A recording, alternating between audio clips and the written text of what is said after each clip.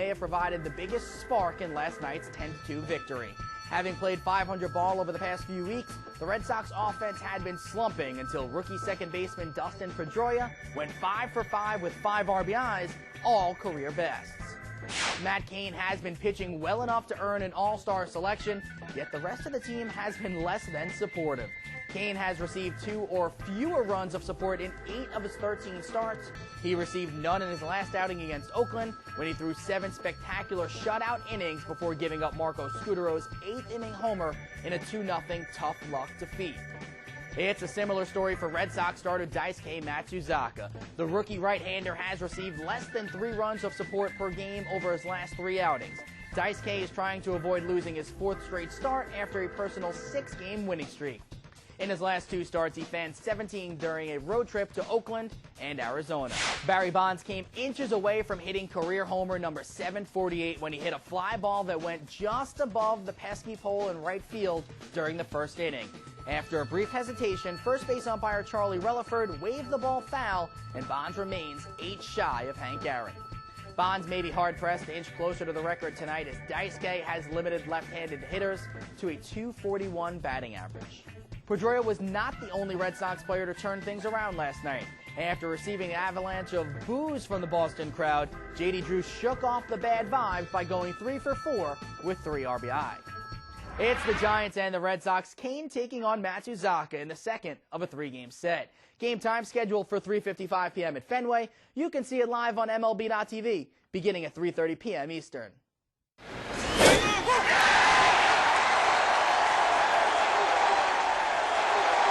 The Red Sox dished out a warm crock of clam chowder as they knocked off the Giants yesterday. Today, San Francisco continues a 3-game series in Boston. Matt Cain gets a start for the Giants, and he will face off against Daisuke Matsuzaka of the Red Sox. Game time scheduled for 3:55 at Fenway. The Giants have not visited Boston since their World Series bid in 1912, and they did not get a warm welcome. San Francisco lost 10-2 at the hands of the Red Sox. Barry Zito yielded 7 runs over 5 1/3 innings, and Dave Roberts went 2 for 4 in his return to Fenway. For the Red Sox, the smallest player on their roster may have provided the biggest spark in last night's 10-2 victory. Having played 500 ball over the past few weeks, the Red Sox offense had been slumping until rookie second baseman Dustin Pedroia went 5 for 5 with 5 RBIs, all career bests. Matt Cain has been pitching well enough to earn an all-star selection, yet the rest of the team has been less than supportive. Cain has received 2 or fewer runs of support in 8 of his 13 starts. He received none in his last outing against Oakland when he threw 7 spectacular shutout innings before giving up Marco Scudero's 8th inning homer in a 2-0 tough luck defeat. It's a similar story for Red Sox starter Daisuke Matsuzaka. The rookie right-hander has received less than 3 runs of support per game over his last 3 outings. Daisuke is trying to avoid losing his 4th straight start after a personal 6-game winning streak. In his last 2 starts, he fanned 17 during a road trip to Oakland and Arizona. Barry Bonds came inches away from hitting career homer number 748 when he hit a fly ball that went just above the pesky pole in right field during the first inning. After a brief hesitation, first base umpire Charlie Relaford waved the ball foul, and Bonds remains 8 shy of Hank Aaron.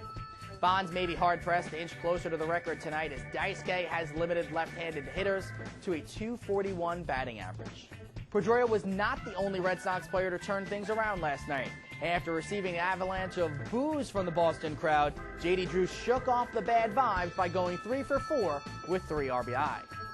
It's the Giants and the Red Sox, Cain taking on Matsuzaka in the second of a 3-game set. Game time scheduled for 3:55 p.m. at Fenway. You can see it live on MLB.tv beginning at 3:30 p.m. Eastern.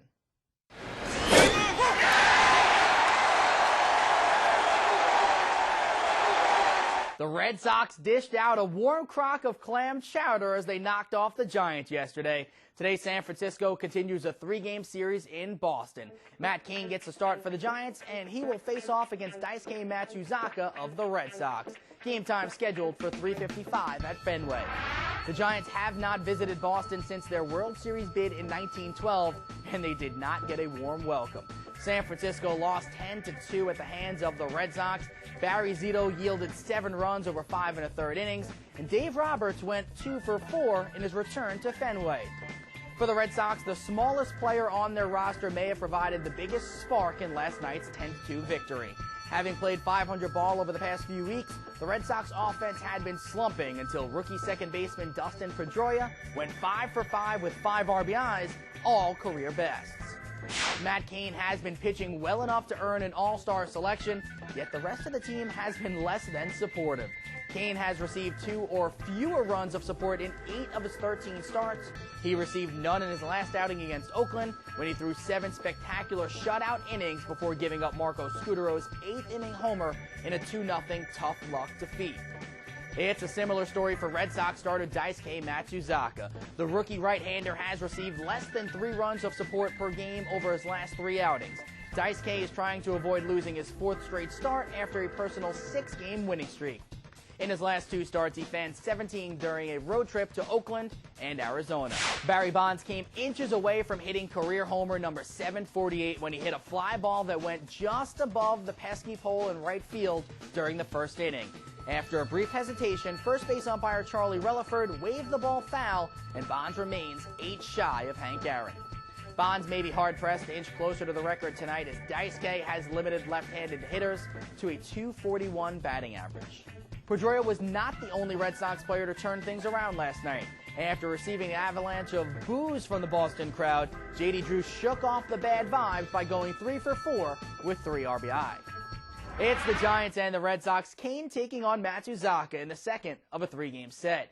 Game time scheduled for 3:55 p.m. at Fenway. You can see it live on MLB.tv beginning at 3:30 p.m. Eastern.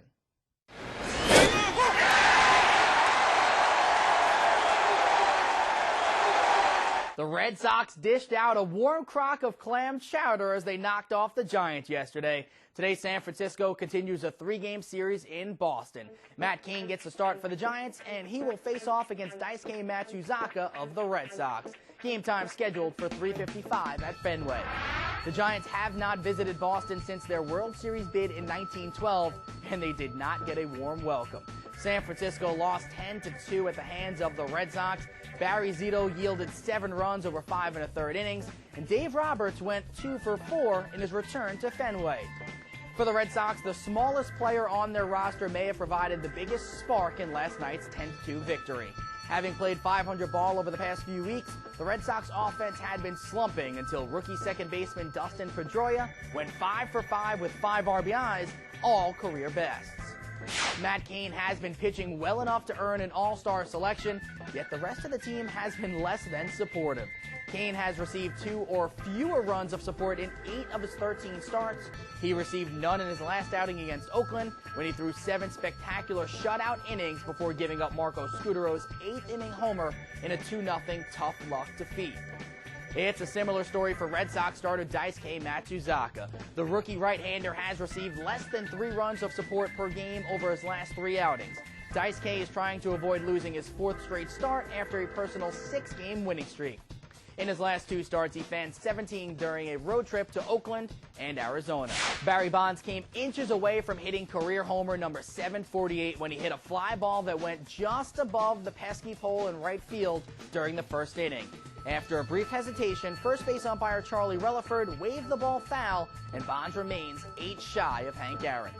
Bonds may be hard-pressed to inch closer to the record tonight as Daisuke has limited left-handed hitters to a .241 batting average. Pedroia was not the only Red Sox player to turn things around last night.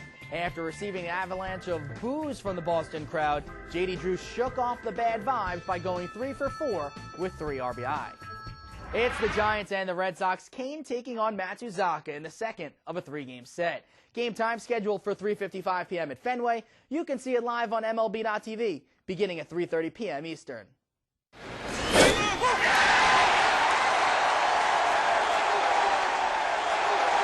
The Red Sox dished out a warm crock of clam chowder as they knocked off the Giants yesterday. Today, San Francisco continues a 3-game series in Boston. Matt Cain gets the start for the Giants, and he will face off against Daisuke Matsuzaka of the Red Sox. Game time scheduled for 3:55 at Fenway. The Giants have not visited Boston since their World Series bid in 1912, and they did not get a warm welcome. San Francisco lost 10-2 at the hands of the Red Sox. Barry Zito yielded 7 runs over 5 1/3 innings, and Dave Roberts went 2 for 4 in his return to Fenway. For the Red Sox, the smallest player on their roster may have provided the biggest spark in last night's 10-2 victory. Having played 500 ball over the past few weeks, the Red Sox offense had been slumping until rookie second baseman Dustin Pedroia went 5 for 5 with 5 RBIs, all career bests. Matt Cain has been pitching well enough to earn an all-star selection, yet the rest of the team has been less than supportive. Cain has received 2 or fewer runs of support in 8 of his 13 starts. He received none in his last outing against Oakland when he threw 7 spectacular shutout innings before giving up Marco Scudero's 8th-inning homer in a 2-0 tough luck defeat. It's a similar story for Red Sox starter Daisuke Matsuzaka. The rookie right-hander has received less than 3 runs of support per game over his last 3 outings. Daisuke is trying to avoid losing his 4th straight start after a personal 6-game winning streak. In his last 2 starts, he fanned 17 during a road trip to Oakland and Arizona. Barry Bonds came inches away from hitting career homer number 748 when he hit a fly ball that went just above the pesky pole in right field during the first inning. After a brief hesitation, first base umpire Charlie Relaford waved the ball foul, and Bonds remains 8 shy of Hank Aaron. Bonds may be hard-pressed to inch closer to the record tonight as Daisuke has limited left-handed hitters to a .241 batting average. Pedroia was not the only Red Sox player to turn things around last night. After receiving an avalanche of boos from the Boston crowd, J.D. Drew shook off the bad vibes by going 3 for 4 with 3 RBI. It's the Giants and the Red Sox. Cain taking on Matsuzaka in the second of a 3-game set. Game time scheduled for 3:55 p.m. at Fenway. You can see it live on MLB.tv beginning at 3:30 p.m. Eastern.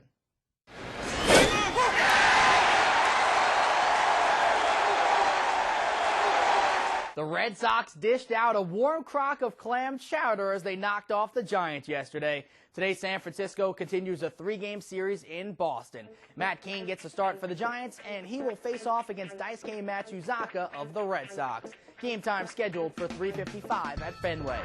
The Giants have not visited Boston since their World Series bid in 1912, and they did not get a warm welcome. San Francisco lost 10-2 at the hands of the Red Sox. Barry Zito yielded 7 runs over 5 1/3 innings, and Dave Roberts went 2 for 4 in his return to Fenway. For the Red Sox, the smallest player on their roster may have provided the biggest spark in last night's 10-2 victory. Having played 500 ball over the past few weeks, the Red Sox offense had been slumping until rookie second baseman Dustin Pedroia went 5 for 5 with 5 RBIs, all career bests. Matt Cain has been pitching well enough to earn an all-star selection, yet the rest of the team has been less than supportive. Cain has received 2 or fewer runs of support in 8 of his 13 starts. He received none in his last outing against Oakland when he threw 7 spectacular shutout innings before giving up Marco Scudero's 8th-inning homer in a 2-0 tough luck defeat. It's a similar story for Red Sox starter Daisuke Matsuzaka. The rookie right-hander has received less than 3 runs of support per game over his last 3 outings. Daisuke is trying to avoid losing his 4th straight start after a personal 6-game winning streak. In his last 2 starts, he fanned 17 during a road trip to Oakland and Arizona. Barry Bonds came inches away from hitting career homer number 748 when he hit a fly ball that went just above the pesky pole in right field during the first inning.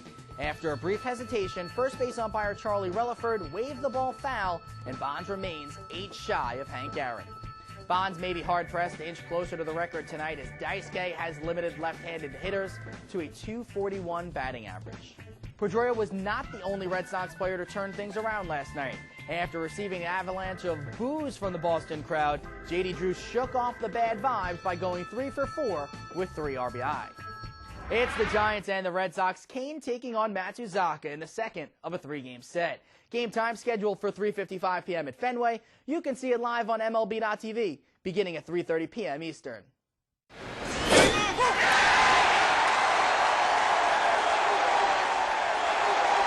The Red Sox dished out a warm crock of clam chowder as they knocked off the Giants yesterday. Today, San Francisco continues a 3-game series in Boston. Matt Cain gets a start for the Giants, and he will face off against Daisuke Matsuzaka of the Red Sox.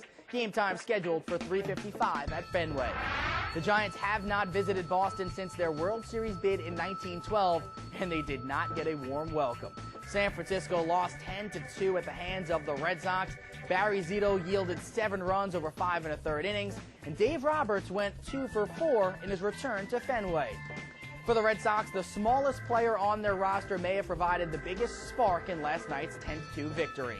Having played .500 ball over the past few weeks, the Red Sox offense had been slumping until rookie second baseman Dustin Pedroia went 5 for 5 with 5 RBIs, all career bests. Matt Cain has been pitching well enough to earn an all-star selection, yet the rest of the team has been less than supportive. Cain has received 2 or fewer runs of support in 8 of his 13 starts. He received none in his last outing against Oakland when he threw 7 spectacular shutout innings before giving up Marco Scudero's 8th inning homer in a 2-0 tough luck defeat. It's a similar story for Red Sox starter Daisuke Matsuzaka. The rookie right-hander has received less than 3 runs of support per game over his last 3 outings. Daisuke is trying to avoid losing his 4th straight start after a personal 6-game winning streak. In his last 2 starts, he fanned 17 during a road trip to Oakland and Arizona. Barry Bonds came inches away from hitting career homer number 748 when he hit a fly ball that went just above the pesky pole in right field during the first inning. After a brief hesitation, first base umpire Charlie Relaford waved the ball foul, and Bonds remains 8 shy of Hank Aaron. Bonds may be hard-pressed to inch closer to the record tonight as Daisuke has limited left-handed hitters to a .241 batting average. Pedroia was not the only Red Sox player to turn things around last night. After receiving an avalanche of boos from the Boston crowd, J.D. Drew shook off the bad vibes by going 3 for 4 with 3 RBI. It's the Giants and the Red Sox. Cain taking on Matsuzaka in the second of a 3-game set. Game time scheduled for 3:55 p.m. at Fenway. You can see it live on MLB.tv beginning at 3:30 p.m. Eastern.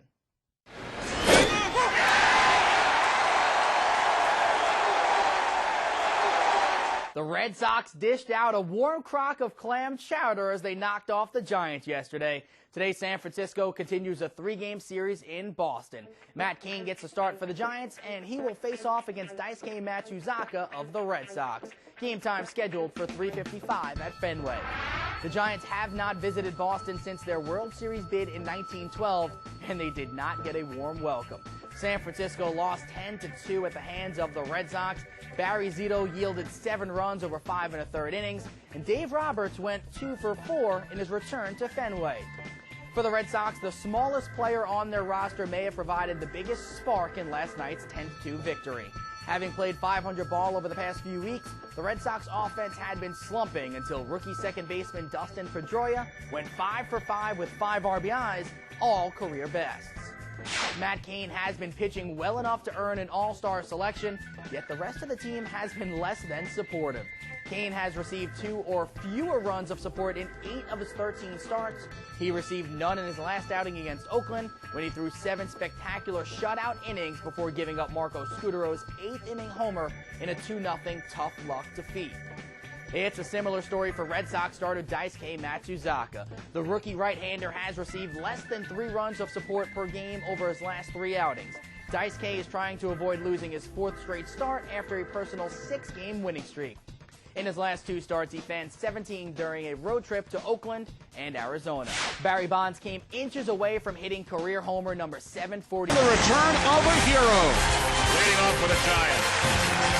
Center fielder number 10. A different crowd reaction 3 batters later.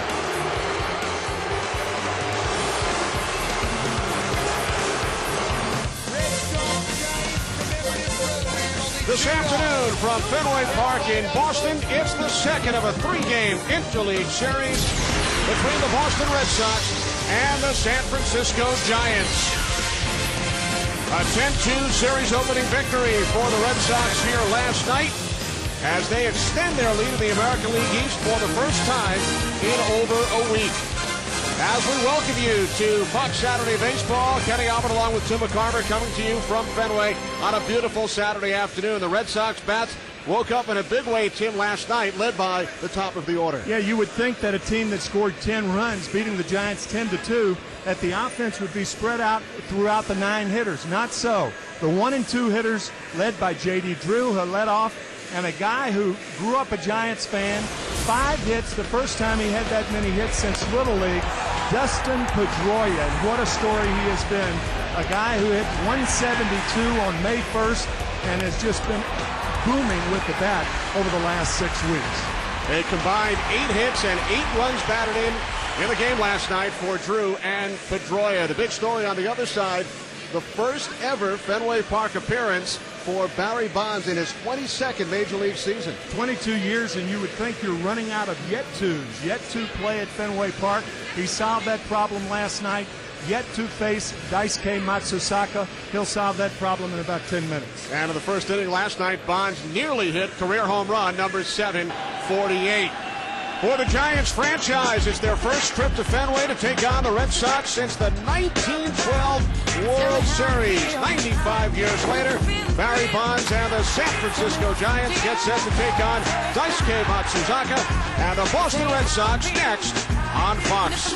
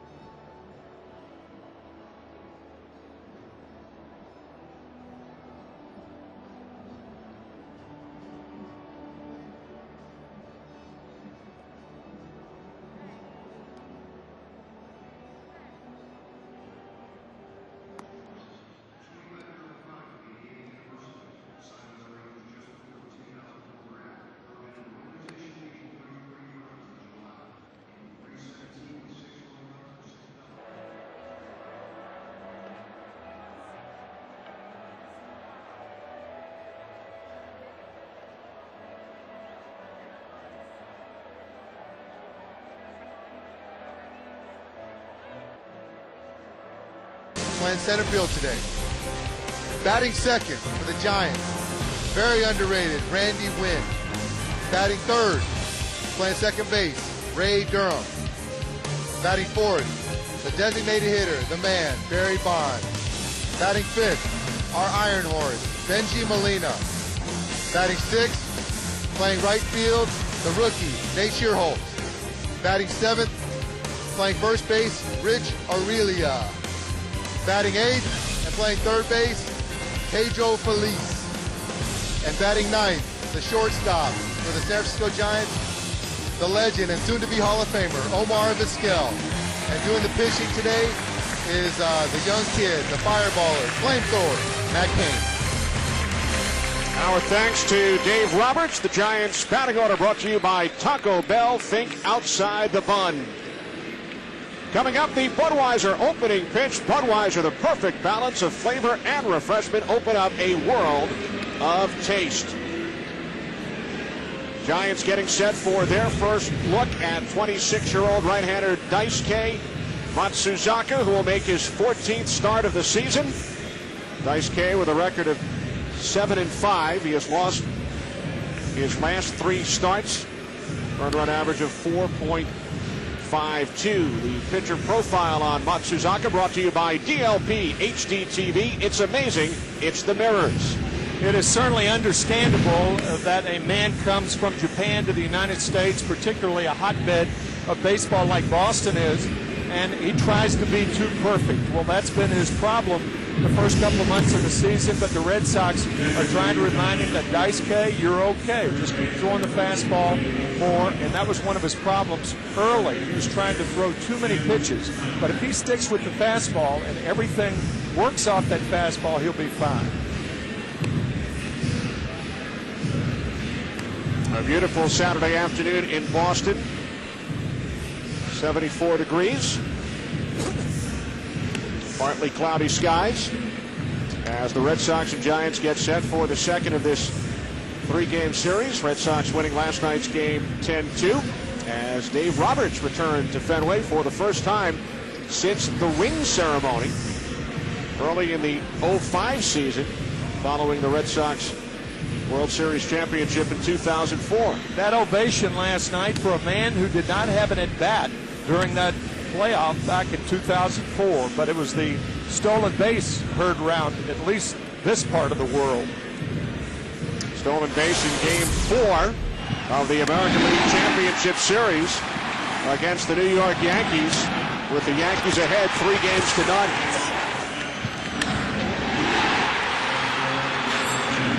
Red Sox becoming the first team in baseball history to come back from an 0-3 series deficit.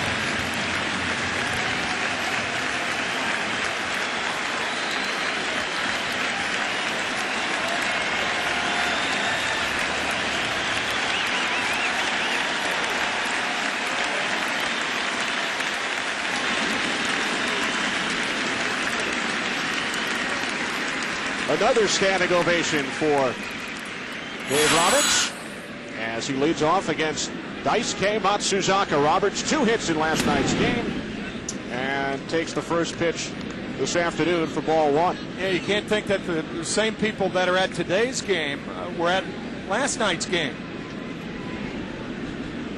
Big ovation from, for the most part, different folks today. Roberts squared to bunt and takes ball 2. He said after the initial standing ovation last night, he figured it would die down in his subsequent at-bats, but it did not. No. Received an ovation prior to every at-bat last night. The 2-0 Roberts. Call strike. Charlie Relaford, the home plate umpire. 2-1. Pointed out by a local writer today, it was certainly a first inning of emotion last night. The ovation for Dave Roberts, the boos for Barry Bond, the ejection of David Ortiz. 2-2 now on Roberts. In addition, the Giants' Mark Sweeney started the game last night, came to the plate in the first inning, grew up in Massachusetts, and like Barry Bonds, made his Fenway Park debut.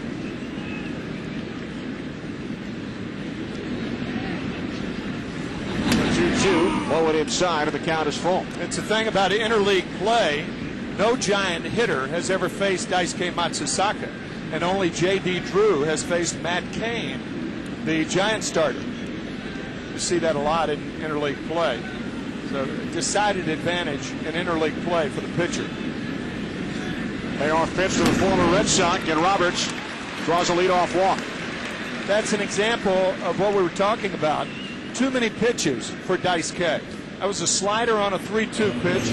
Throw the fastball and make a guy who does not have a lot of power put it in play. If he singles, so be it. Leadoff walks lead to multi-run innings. You mentioned pitch count.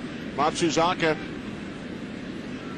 averages 109 pitches per start, third most in the major leagues, but not nearly as many as he was used to throwing in his native Japan.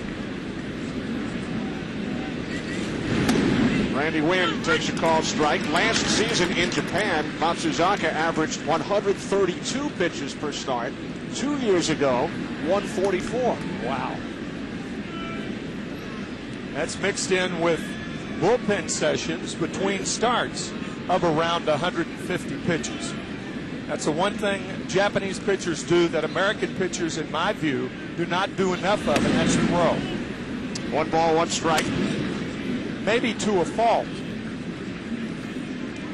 There are very few ex-pitchers who go down with arm problems when their careers are over that don't say that the one thing they wish they had done more of is throw. Roberts takes his lead off first. He has 10 steals and 11 tries this season. There he goes.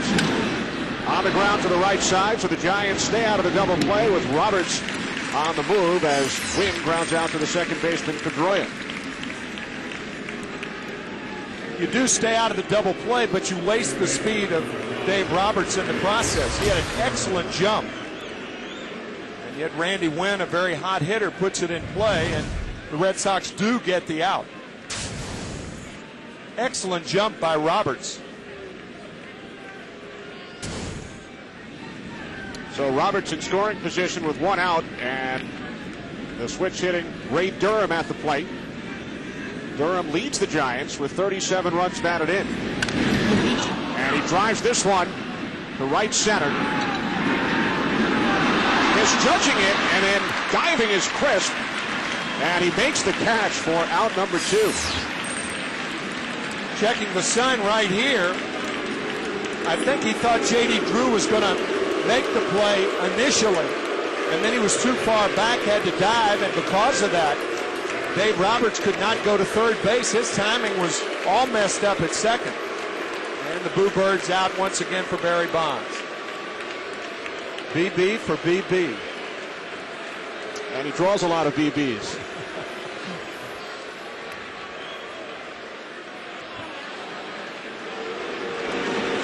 He will draw an intentional BB in the first inning. IBB. The 26th intentional walk of Bonds this season. He leads the major leagues in total walks. This will be number 66.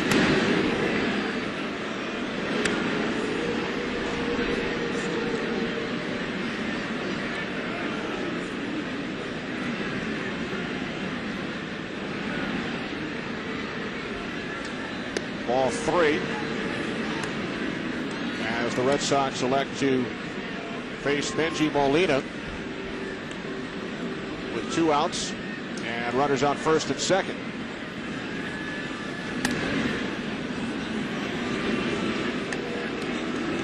One more time, that catch lost in the sun by Coco Crisp, the center fielder of the Red Sox, thinking perhaps J.D. Drew was going to cut in front of him. Coco, who has made a lot of terrific catches this year, makes another one on a play that should have been much more routine, and a lot of Red Sox fans holding their breath when that happened. Crisp, a terrific center fielder who has not committed an error in 111 games. So the Red Sox walk Bonds, and now Benji Molina, who is batting .433 with runners in scoring position and 2 outs this year. And that is the situation right here. Now, what happens after Barry Bonds is really the determining factor as to whether the Giants score a lot of runs or not. Can the guy after Barry Bonds hit, because Barry's not going to see but 3 to 5 pitches a game? Molina's done a good job so far. First and second, 2 outs. Top of the first inning here in Boston as Molina fouls off the first pitch for Matsuzaka, 0-1.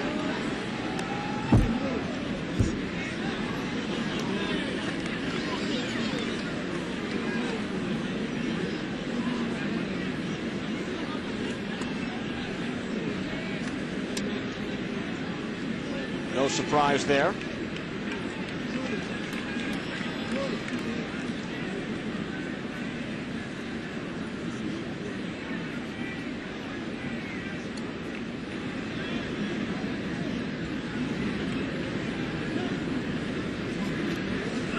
to Molina.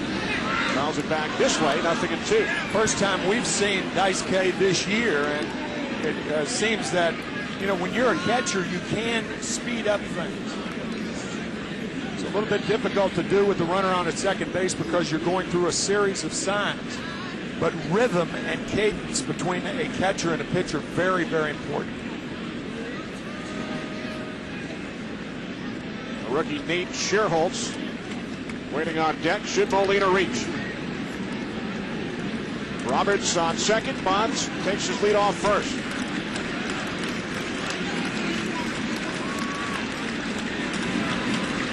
The 0-2 for Matsuzaka. 1-2. Matsuzaka taking a step or two toward the Red Sox dugout, thinking that this pitch had the corner, but it didn't. Outside.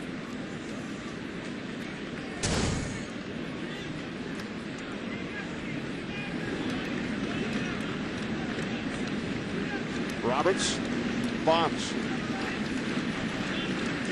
2 on, 2 out.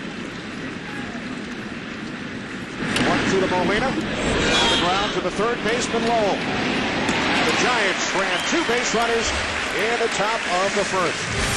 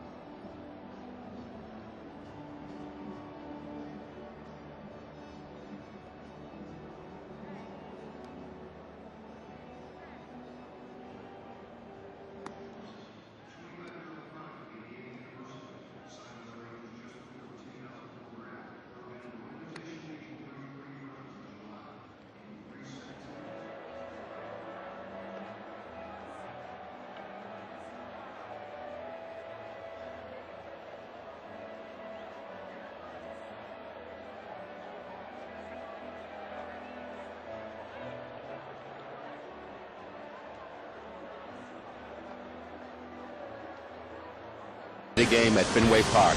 My name is Jim Rice of the Boston Red Sox. Today's lineup: J.D. Drew, right field, batting first; Dustin Pedroia, batting second, playing second base; David Ortiz, the DH; Manny Ramirez, left field; Kevin Youkilis, first base; Mike Lowe, third base; Jason Varitek, the captain, catching; Alex Cora, shortstop; Coco Chris, the center fielder; Dice K, Matsuzaki, pitching today. Jim Rice, the last Red Sox captain prior to Jason Varitek. The Red Sox batting order brought to you by Taco Bell. Think outside the fun. Red Sox getting ready to face 22-year-old right-hander Matt Cain, who has not received much run support from his teammates. Record of 2-6. Earned run average just over 3. And he will face the top of the Red Sox order: J.D. Drew, Dustin Pedroia, and David Ortiz. Here in the bottom of the first inning. Drew broke out of an 0-for-11 slump in a big way last night. 3 hits and 4 at-bats. He scored 3 runs, and he drove in 3.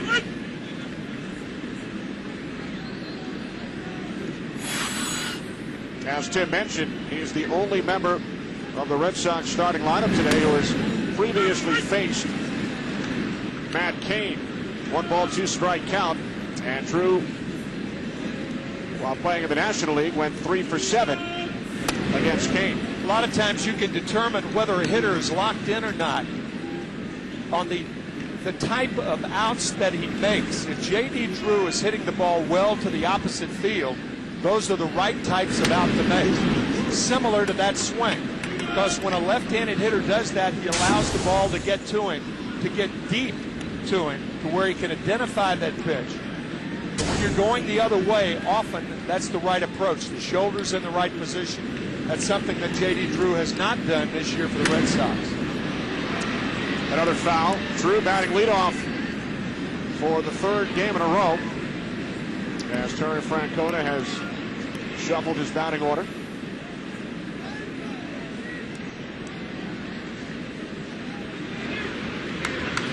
A look at David Ortiz, who was ejected in the first inning of last night's game. Full count.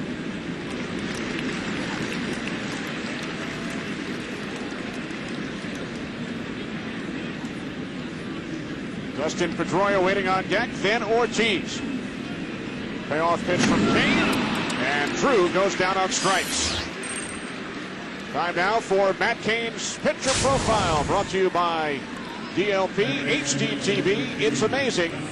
It's the Mirrors. 22-year-old Matt Cain just blowing the ball by J.D. Drew. For a young pitcher to grasp that, to make that comment, going through the plate, not to the plate. In other words, he's pitching to the catcher and not to the hitter. That is a very, very important distinction for any pitcher to make, but particularly a young man who's only 22 years old. 0-1 on Pedroia, who went 5 for 5 last night, raised his batting average 20 points. As Tim mentioned in our open, grew up a huge Giants fan in the Sacramento area. His numbers last night: drove in 5 runs, doubled, homered. Aside from Pedroia and Drew, the rest of the Red Sox went 1 for 24. Added up to a 10-2 win. The 0-2. Missing away, 1 ball, 2 strikes.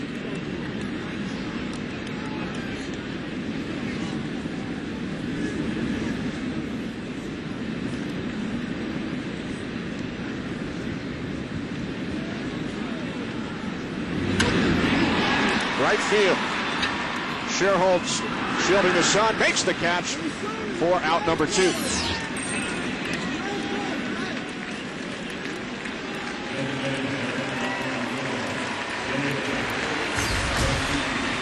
So now David Ortiz steps in.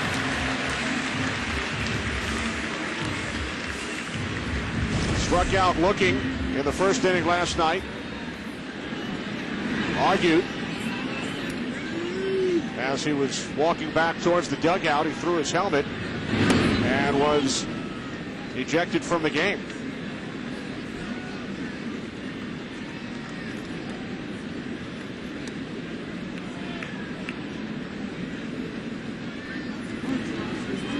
The 1-0 from Kane, missing away, 2-0.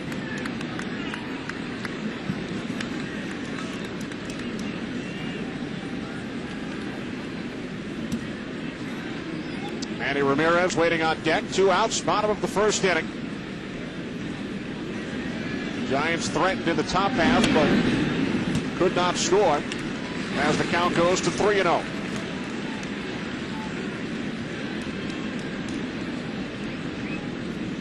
Giants manager Bruce Bochy led the San Diego Padres to the postseason each of the last 2 years.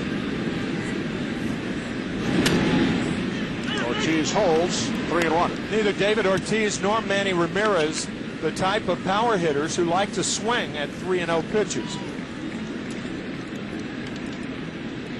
Some hitters think that they become a little too aggressive on the 3-0 count. Strike called on the outside corner. So the count is now full.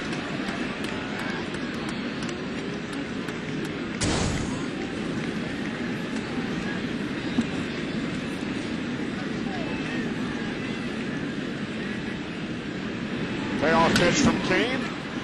On the ground to the right side, foul.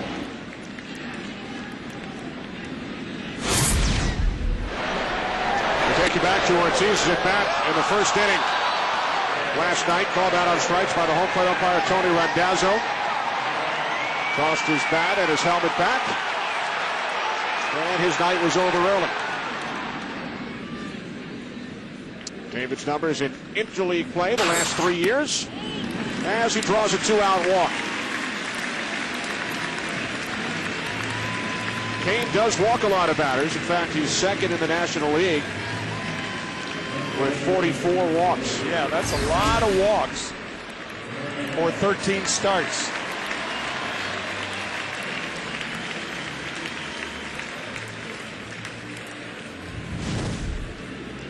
So now with Ortiz on at first, Manny Ramirez steps in. Manny last night 0 for 3, he walked twice. Batting over 400 over his last 20 games.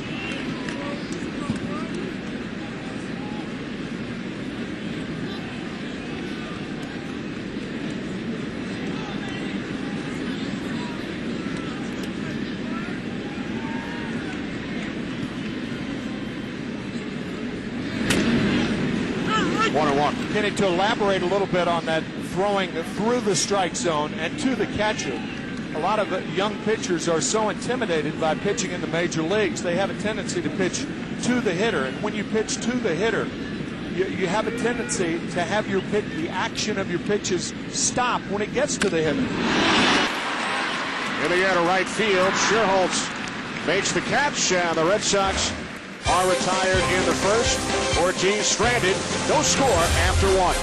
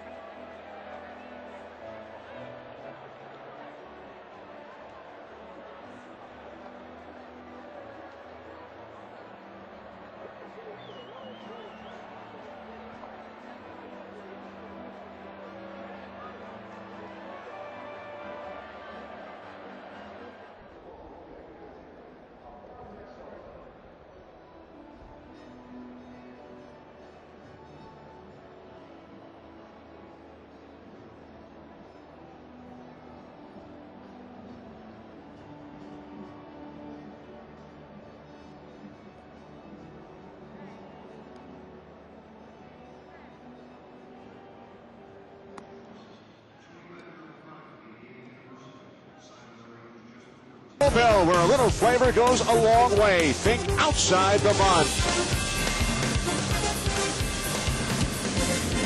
Back at Fenway, second inning, as Nate Scherholz steps in against Daisuke Matsuzaka. Scherholz called up earlier this week, making his fourth start in the major leagues. Takes ball one from Daisuke. Scherholz grew up in the San Francisco area, huge Giants fan. In fact, he attended the last game at Candlestick Park.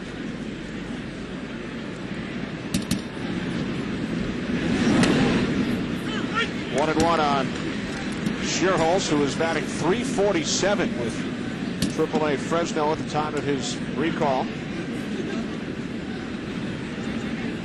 He's out of the same high school as his teammate Randy Wynn. 2 balls, 1 strike. Giants going from a ballpark that was perhaps the most difficult park in which to play in the history of the game, Candlestick Park, to a park that perhaps is one of the prettiest in the history of the game. AT&T Park, the site of the All-Star Game this year on July 10th. And what a venue. Rich Aurelia waiting on deck. The 3-1 for Matsuzaka. Full count. And the Giants betting this weekend at a ballpark their franchise has not visited since 1915 when they played against the Boston Braves here at Fenway. Yeah. Payoff pitch to Shearholtz. On the ground to the second baseman, Pedroia. 1 out. The home plate umpire, Charlie Williford, is wearing a microphone for us today. Let's listen. I mean, I can't argue now? Never stopped you before. I don't know. When do I argue? Not very much at all. You're right.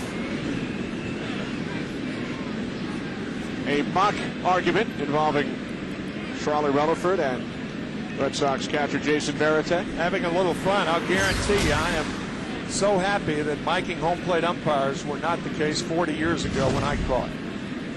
I would not have liked that. Nor would have other catchers of my ilk like that. 0-1 on Aurelia. By the way, Charlie Williford will be the first base umpire at the All-Star Game. All right. In San Francisco next month. It'll be the second All-Star Game for Charlie. Working behind the plate will be Bruce Fremming, who announced that he will retire following this 2007 season. Bruce in his 50th year in the game. And we talked about the venue and the surrounding area of San Francisco. That ballpark is just spectacular. Oakland in the distance, McCovey Cove, the Splashdowns. What a spot for the All-Star Game. On Fox, July 10th. Aurelia goes down on strikes. First strikeout today, 86th of the season for Matsuzaki. He's ranked 6th in the American League. You can see Varitek standing up, giving the high target, and Matsuzaki hits it. Well, with 2 outs, here's Pedro Feliz, the Giants' third baseman, batting .256. Facing Matsuzaka for the first time. Strike 1.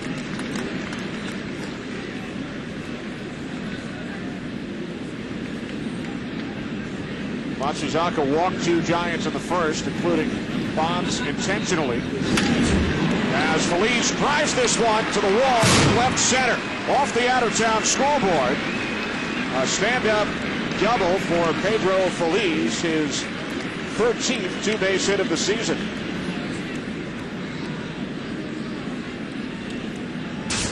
First hit of the ball game and a tracer to left center field.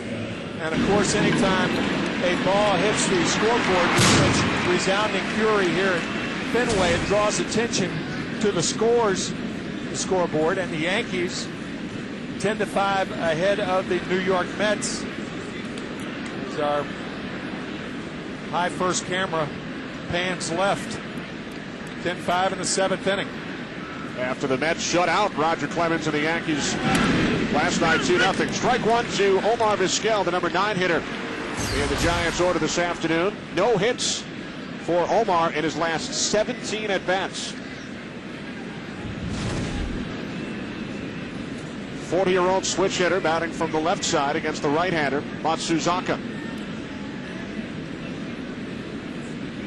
Big lead off second for Feliz. Way outside, 1-1. With all the action that takes place around shortstop, a guy like Vizquel, more than any other regular player, can help his team when he's not hitting. Ozzie Smith was like that with the San Diego Padres for, 6 years before he went to the Cardinals, became more of an offensive force, and is in the Hall of Fame.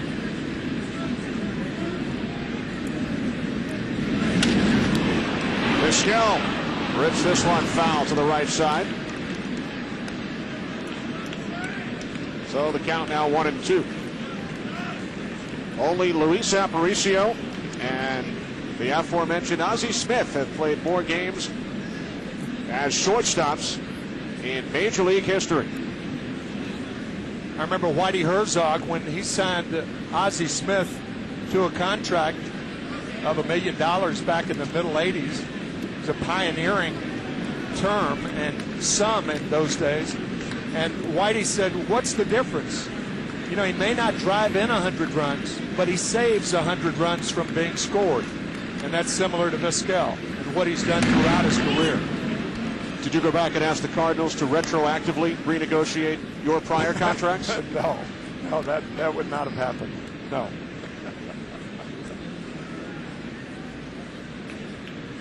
And their offensive statistics, Vizquel and Ozzie Smith, are remarkably similar. Remarkably similar.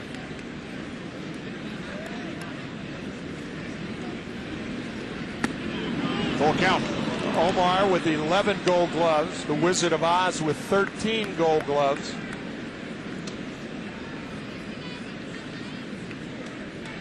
And when you look at the numbers with Ozzie Smith and Omar Vizquel, I mean, it's really no doubt about it. He's a Hall of Famer.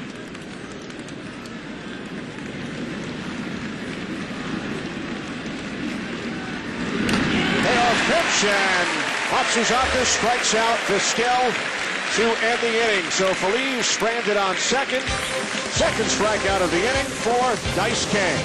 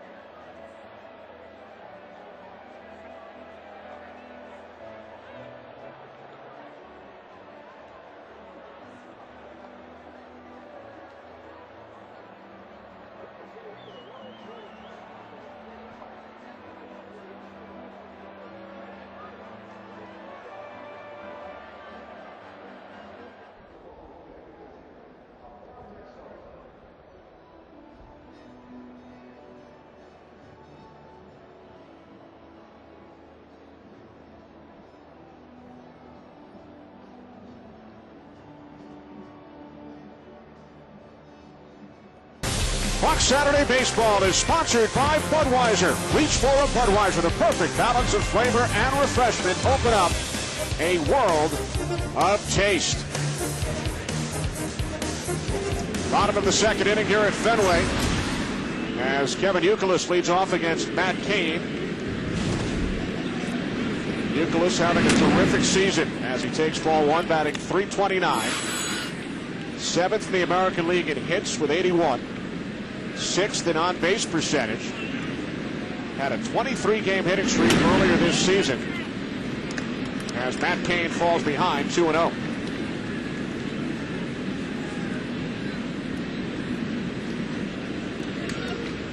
Youkilis, Lowell, and Varitek for the Red Sox here in the second as Cain catches the inside corner, 2-1.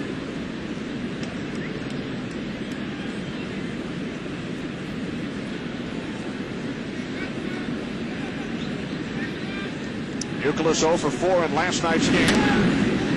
Strike called on the outside corner, 2-2. One thing about the Red Sox this year, they have perhaps the best pitching staff at you can make a case that they've ever had, with 5 strong starters, a great closer in Papelbon, a great setup man. Off the fists, shallow center, and Vizquel coming out to make the catch with his back to home plate. Folks, do you realize how hard this play is to make? Watch him glide under it. He's been doing it his whole career, and at 40 years old, he's still doing it. And that's why we talked about Omar Vizquel as a Hall of Famer. To me, it's a laydown. It's a gut lock. That is a terrific play, made look ridiculously easy. Put that catch on Omar's Hall of Fame highlight reel. Yeah, and a bunch more like it. So with one away, here's Mike Lowell. On the ground for the shortstop, Vizquel. He backhands it, makes it look easy once again for out number 2. Two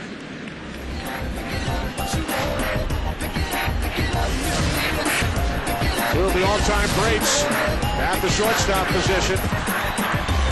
Ozzie Smith and Omar Vizquel, who's still going strong.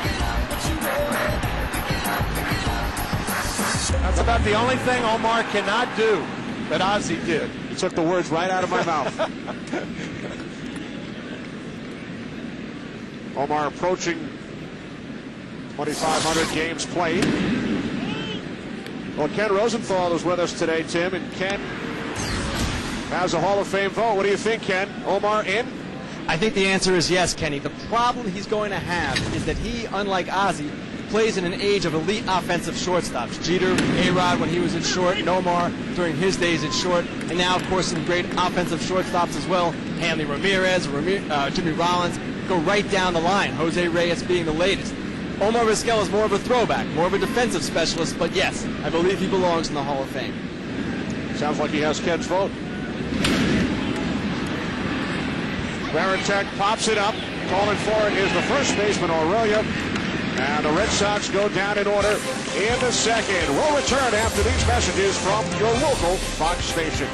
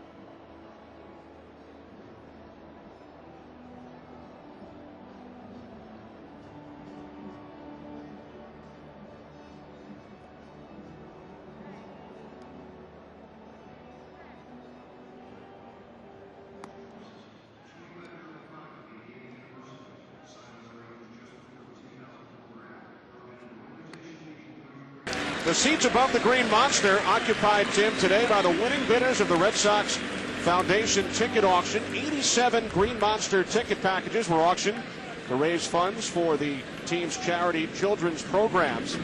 An online auction raised over $250,000, the most money ever raised in a Major League Baseball online ticket auction. And some former Red Sox greats are out in the green monster seats, participating with the fans as Dave Roberts takes a called strike. We heard from Jim Rice, who brought us the Red Sox batting order. He's joined in the green monster seats today by Louis Tiant and Johnny Pesky.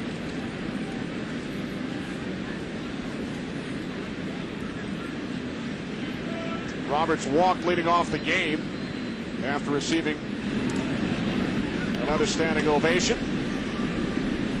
He says at least once a day somebody from Boston thanks him at some point for stealing that base in the 2004 American League Championship Series. And that will continue to be the case. Including an overzealous fan in the men's room at a UCLA football game. Can you tell the whole story? I don't know the rest of it.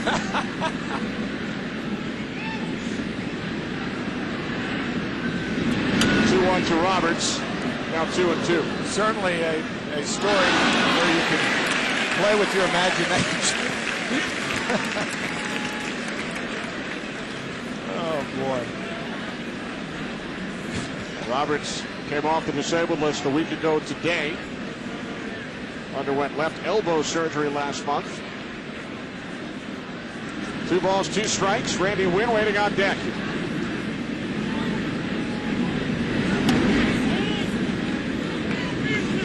So the count goes full to Roberts, as was the case back in the first inning. Dice K stepping off the mound before that last pitch, going to his neck, perspiration on the ball. His old coach, with whom he had dinner on Monday night, Osamu Higashio. Up the middle, Cora, Roberts with speed, but he is out at first. As we check in for a game break with Jeannie Zalasko in Los Angeles.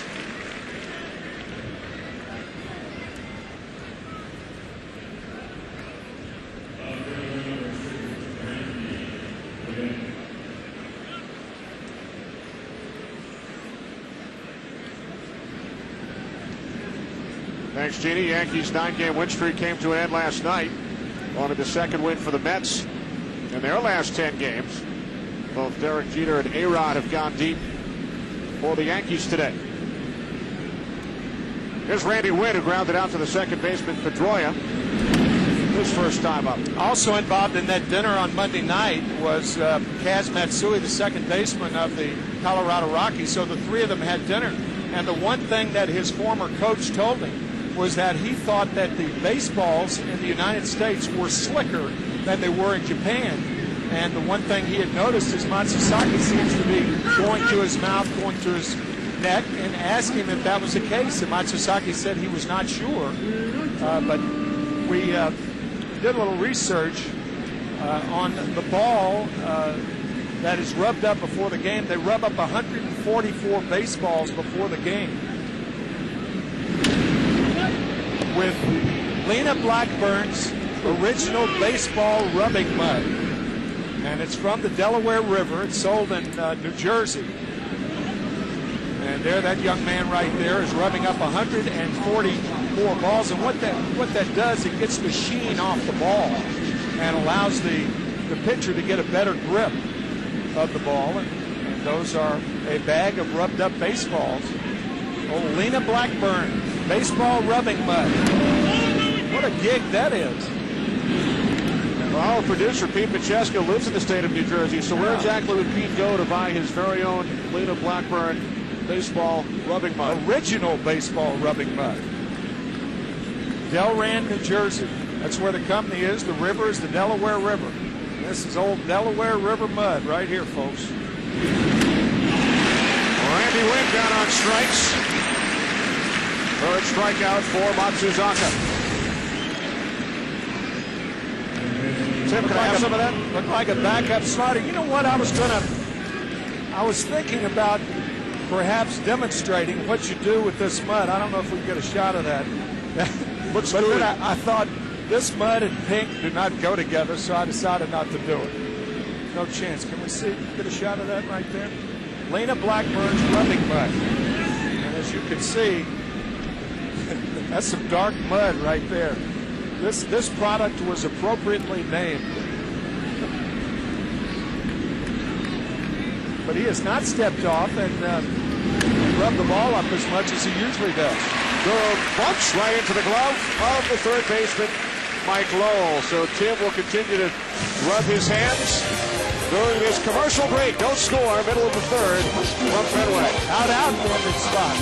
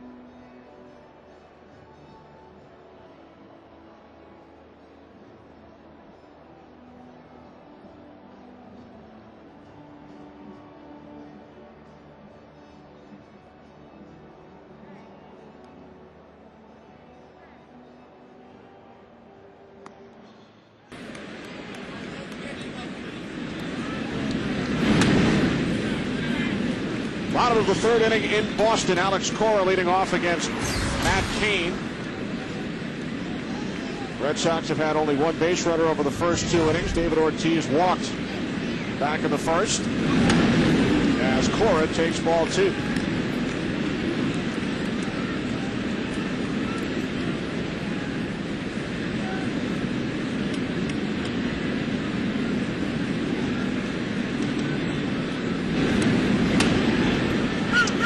With Coco Crisp waiting on deck. And then J.D. Drew.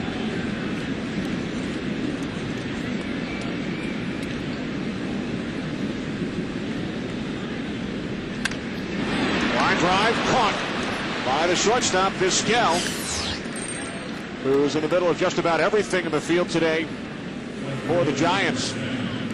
Well, tomorrow, bring your dad to the ballpark. Join MLB, the Prostate Cancer Foundation, and Gillette in raising awareness for prostate cancer research. Log on to prostatecancerfoundation.org for more information. Tim, tomorrow, players, managers, coaches, trainers, umpires, and groundskeepers will all be wearing blue wristbands, blue ribbon uniform decals, blue eye glare, and temporary blue ribbon tattoos. The color blue has come to symbolize prostate cancer awareness. And the special Major League Baseball Blue Ribbon Father's Day logo will be highlighted on the bases, the lineup cards, and ceremonial home plate. That's a nice thing, and Michael Milken certainly has done a lot for prostate cancer research. He was recently at Fenway Park just this week with Tommy Lasorda, and they have done a wonderful job raising awareness of prostate cancer. The 2-0 to Coco Crisp fouls it back, and in an effort to emphasize the impact of a disease that strikes 1 out of every 6 American men and is the second leading cause of male cancer death. All games played tomorrow on Father's Day will celebrate a 6th inning stretch, as well as the traditional 7th inning stretch. Oh, that's nice. 2-1 to Chris. Deep left center. Off the green monster. First hit of the day for the Red Sox. It's from the number 9 hitter in the batting order, Coco Crisp. A stand-up, 1-out double.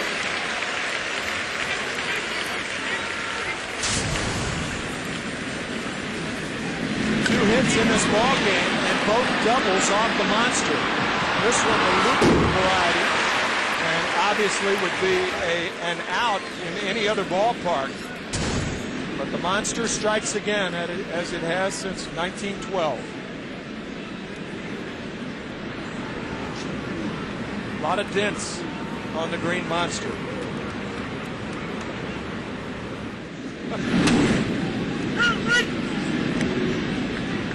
Strike call to J.D. Drew. He struck out back in the first inning. Crisp takes his lead off second with 1 out. Fastball missing inside. 1-1. You think about the time mentioned earlier, the last time the Red Sox played in this ballpark, 1915, 2 years before the Russian Revolution. So before the Russian Revolution and after Glasnost. 17 presidents ago. Yeah. And in 1915, it was the New York Giants and the Boston Braves. The last time the Giants franchise played the Red Sox here, the 1912 World Series. 1912, the year Fenway Park first opened. And the Red Sox won the World Series in 8 games, 4-3 with 1 tie. Game 2 finished tied at 6, called after 11 innings on account of darkness. As Drew fouls it back. Red Sox won Game 8, 3-2. Christy Mathewson, the losing pitcher in that 8th and decisive game. He's 3rd on the all-time wins list with 373.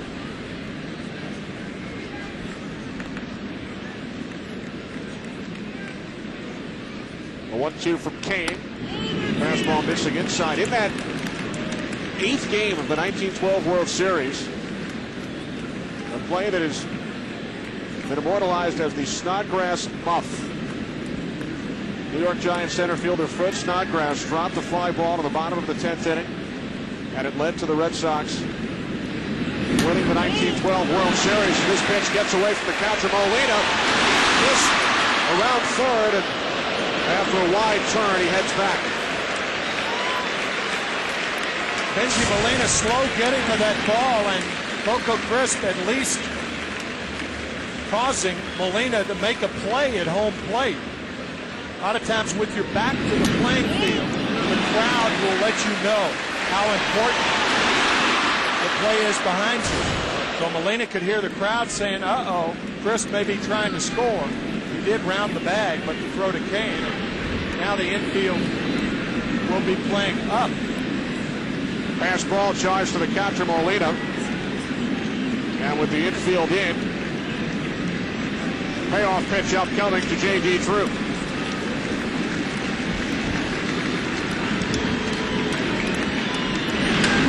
Another foul. The difference in a pass ball and a wild pitch could be measured in the pitcher's earned run average. If that were a wild pitch, for instance, and Crisp were to score on a sacrifice fly, it would be an earned run. But because it's a pass ball, if he gets a sacrifice fly now, an unearned run. Payoff pitch. Shallow left. Coming on as Wynn. He makes the catch. Crisp will hold. Now 2 away. Boy, that was an excellent changeup from Matt Kane to get J.D. Drew. Watch how far out in front Drew is. He even one-hands the ball. Getting under it, totally fooled. Good pitch by Kane. And that keeps Crisp at third for the time being. So with 2 outs, here's Dustin Pedroia. Fly to right back in the first inning, coming off his 5-hit game last night.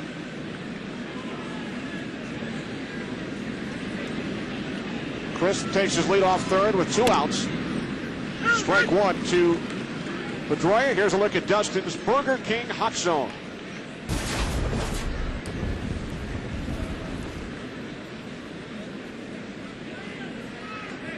Likes it low and away. He has been spreading them around, I'll tell you. We mentioned in the opening, a guy was batting 172 on the 1st of May. And Terry Francona saying, hey, you know, I'd never seen him play a lot of games, but every place he had been, including Ron Jackson, the manager at Pawtucket, saying that Dustin Pedroia is a battler. I'll tell you, Crisp at third base is moving down the line. It's really a situation where if you're Matt Cain, you might think about working from the stretch here. That 1 steal of home this year by Aaron Hill of the Toronto Blue Jays against the New York Yankees and Andy Pettitte.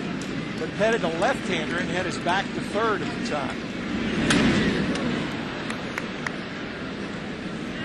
Count remains 0-2 on Pedroia. 2 outs, bottom of the 3rd inning. David Ortiz waiting on deck should Pedroia reach. No score from Fenway.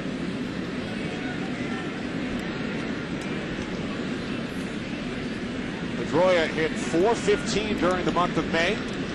He was named the American League Rookie of the Month after a slow start in April. And he pops this one up left field. Wynn is under it. Crisp stranded on third. When we come back, Barry Bonds will lead off in the 4th for the Giants.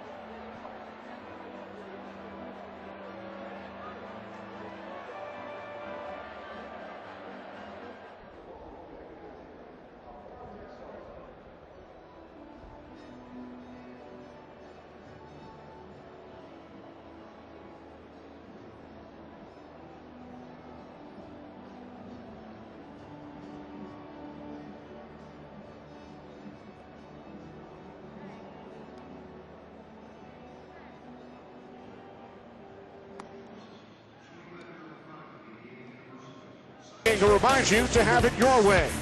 And by Black & Decker, powerful solutions for Father's Day.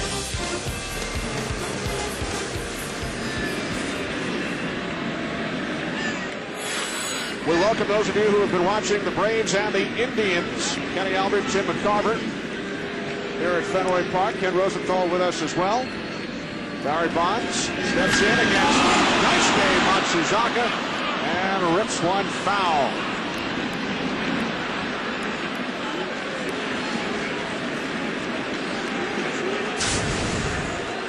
short and compact. A man who has struck out over 100 times one season back in 1986. Intentionally walked his first time up back in the first inning. 1 for 3 with a walk last night. 0-1. Center field. Coco Crisp on a running track, 1 out.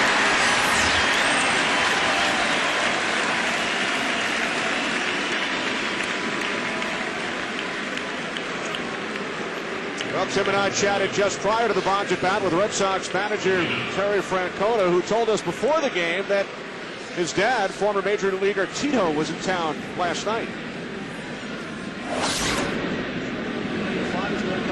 Your dad was in town last night?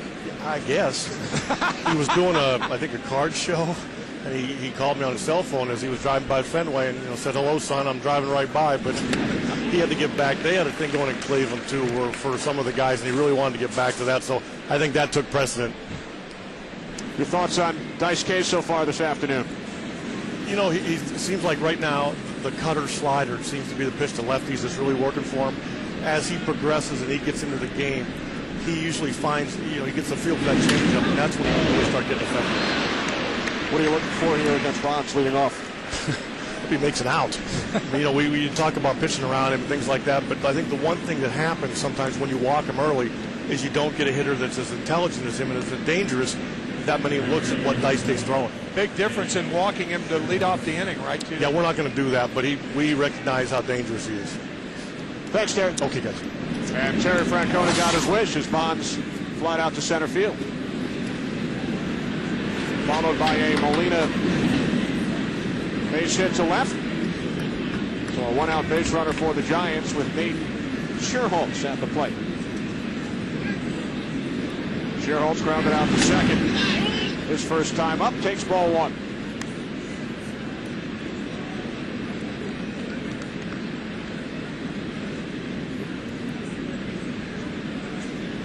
One out, top of the 4th inning here in Boston with no score.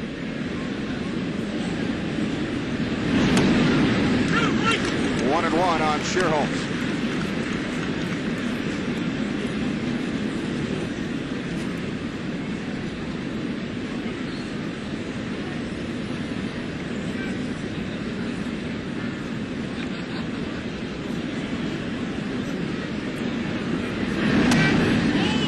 Two balls, 1 strike.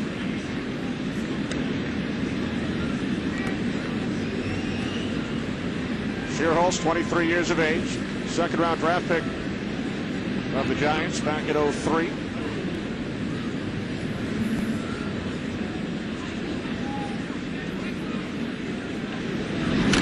Two and two.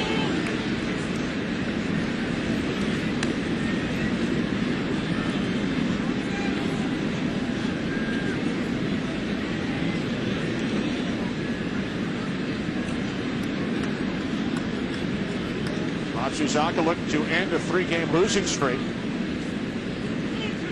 He had won 6 consecutive decisions prior to these last 3.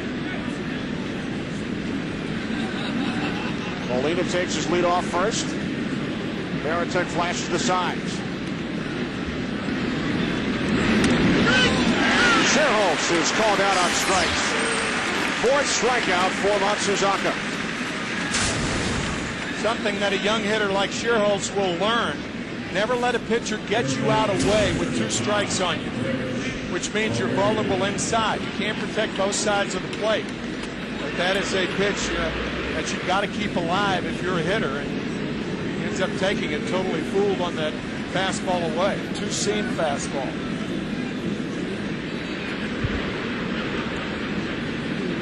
So with 2 outs, here's Rich Aurelia, who struck out his first time up.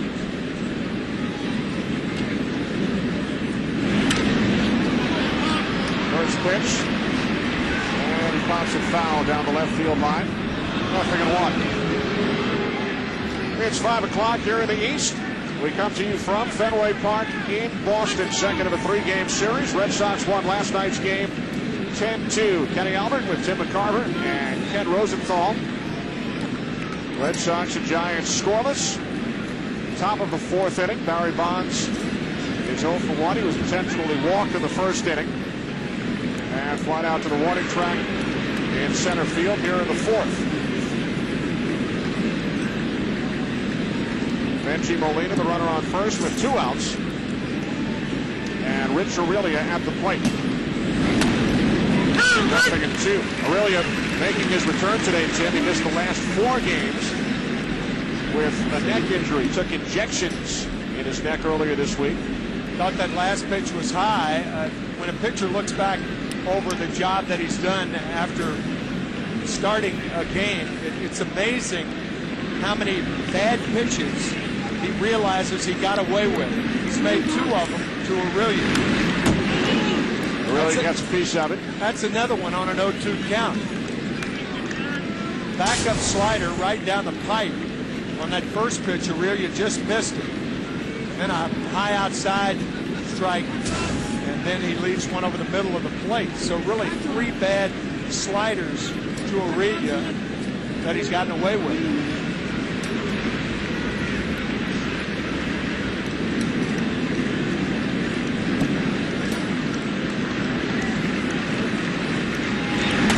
The 0-2, Aurelia holds. Now 1 ball, 2 strikes.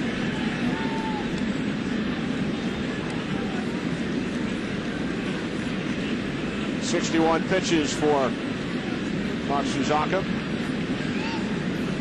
Told you earlier, he averages 109 pitches per start.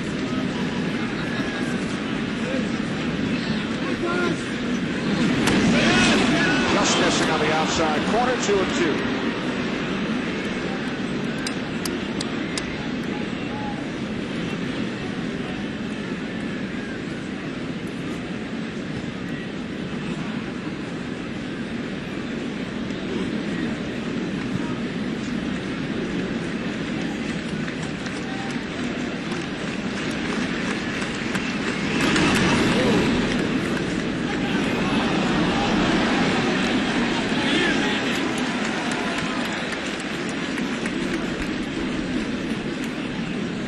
Rich playing first base, of course, for the Giants today. But a man as a shortstop once hit 37 home runs for the Giants.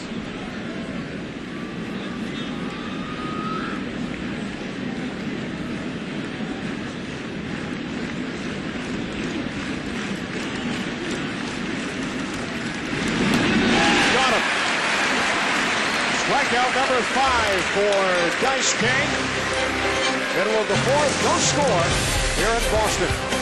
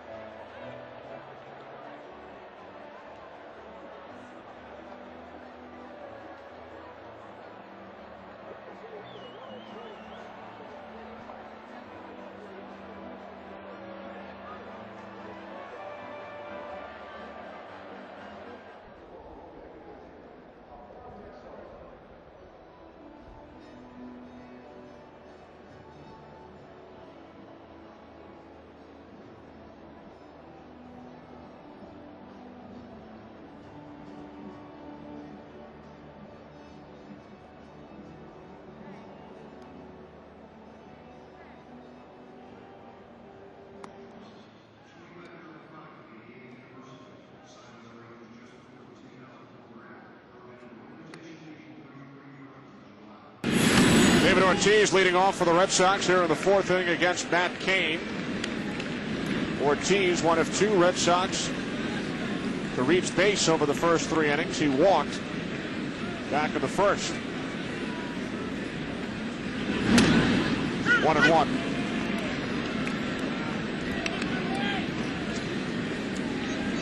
Ortiz in a bit of a slump, has not driven in a run over his last 6 games, only 1 RBI in his last 9 with Manny Ramirez waiting on deck. Cain missing inside, 2-1. A lot of times the slumps and RBIs depend on whether the hitters in front of you are getting on or not. They're the ones who create the RBI opportunity. Ortiz, the leading vote getter at first base in American League All-Star balloting. The Red Sox front office this week petitioned Major League Baseball to add Kevin Youkilis to the players' ballot, since Ortiz has a sizable lead in the fan balloting.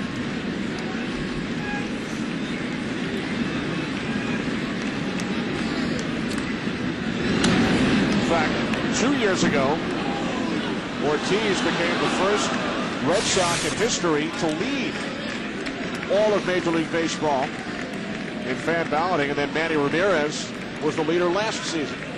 Yeah, the big difference was David Ortiz went to the All-Star game several years ago, and Manny elected not to go last year. And Ortiz called out on strikes. We assume, unlike last night, he will not throw the helmet this time. Nope.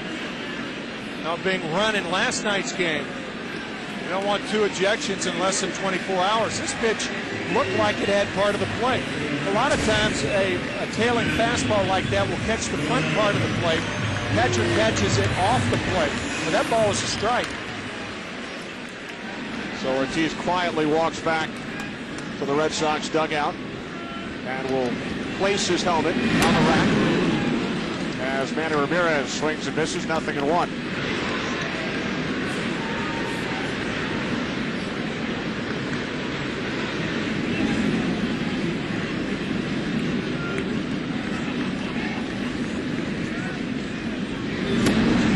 Manny Ramirez with 478 career home runs, just 22 shy of 500. A target for Manny above the Green Monster.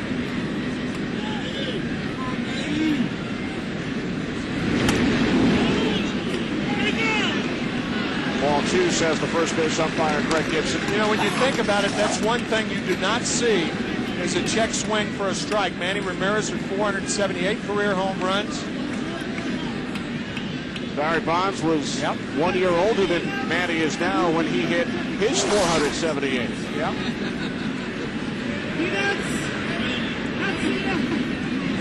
The 2-1, driven to left. It is career home run number 479. Over the Green Monster, 1-0 Red Sox.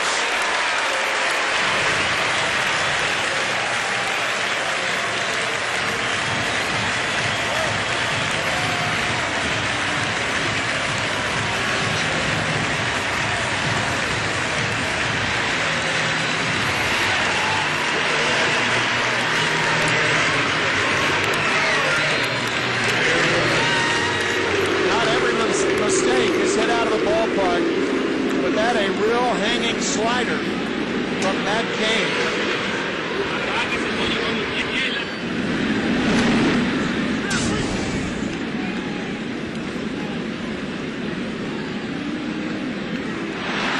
Right up around the letters. 0-2 now on Youkilis. And that last pitch had some giddy up on it. That was a fastball in about the same spot. There is a big difference between a fastball up around the letters and a slider that just hangs there. 44th career interleague home run for Manny Ramirez. Now 1-2 on Lowell. In the runs batted in department, only Carlos Delgado has more interleague RBIs in his career than Ramirez. Lowell, left field, base hit.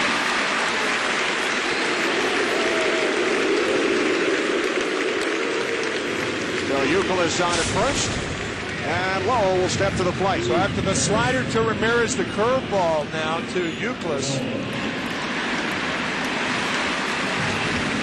Not a lot of bite in the breaking balls thrown by Matt Cain in this inning.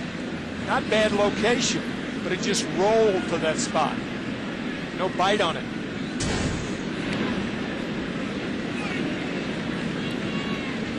One out, bottom of the fourth inning. Red Sox leading 1-0. Here's Mike Lowell, grounded out to the shortstop. Vizquel, his first time up. Ball one. You know, the only 2 runs that Matt Cain has given up in his last, 13-plus innings. The home run, the solo shot by Marco Scutaro in the 8th inning of last Sunday's game. A game won by the Athletics 2-0. And the home run to Manny Ramirez today.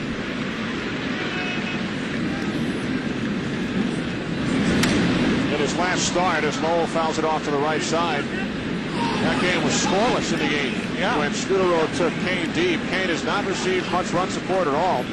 The Giants scored 15 runs for him in one game this year, but in his other 12 starts they have scored a total of 24 runs.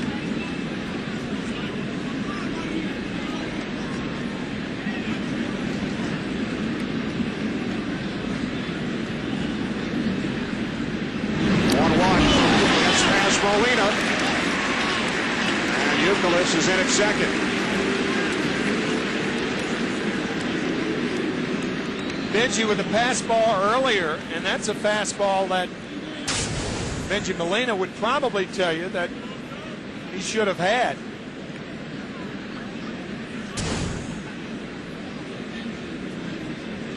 That fastball getting by Molina, that is scored a wild pitch. Cain's 7th wild pitch this season, second most in the National League. So Youkilis now in scoring position, 2-1 count with Lowell at the plate. 1-0 Red Sox, bottom of the fourth. 3-1.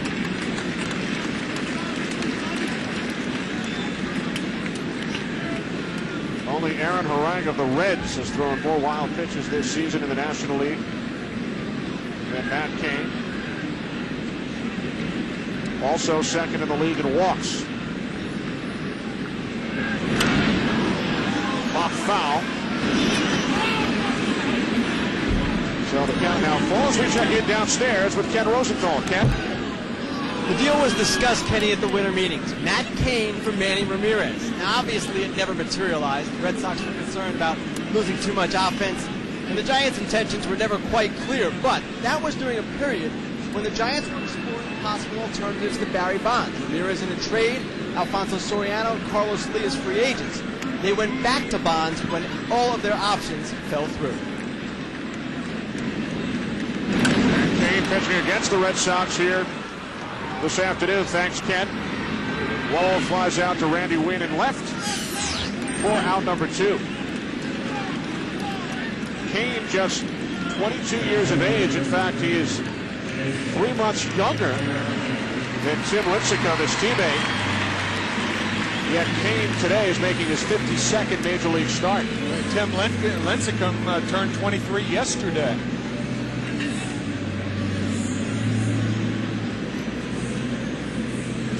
Cain and Mike McCormick, who won the Cy Young Award back in 1967, are the only 2 San Francisco Giants to start 50 games before their 23rd birthdays. Here's Jason Varitek with 2 outs. Low and inside, ball 1. Varitek popped out to the first baseman, Aurelia. His first time up. Manny Ramirez, a solo home run, his 9th of the season. Earlier this inning to give the Red Sox a 1-0 lead.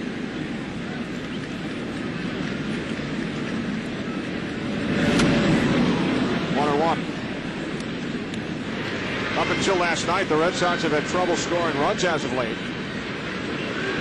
In 7 of their last 10, Manny giving out hugs. in the Red Sox dugout. In 7 of their last 10 games, the Red Sox have been held to 2 or fewer runs on Red Sox light.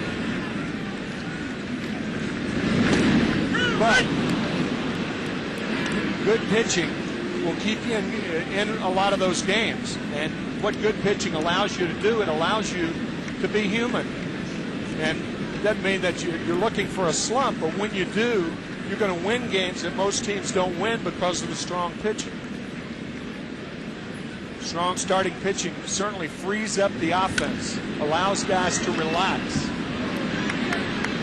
That explains why the Red Sox have gone 5-5 over the last 10, despite scoring a plethora of runs. Right.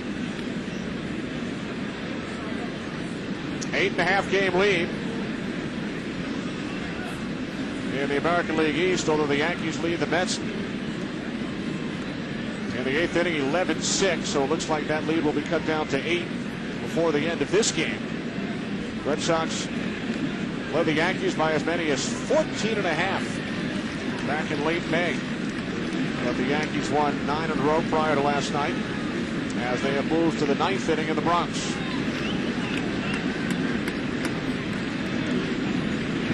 1-2, and Varitek goes down on strikes. 3rd strikeout for Kane, but the Red Sox take the lead. Career home run number 479 off the bat of Manny Ramirez.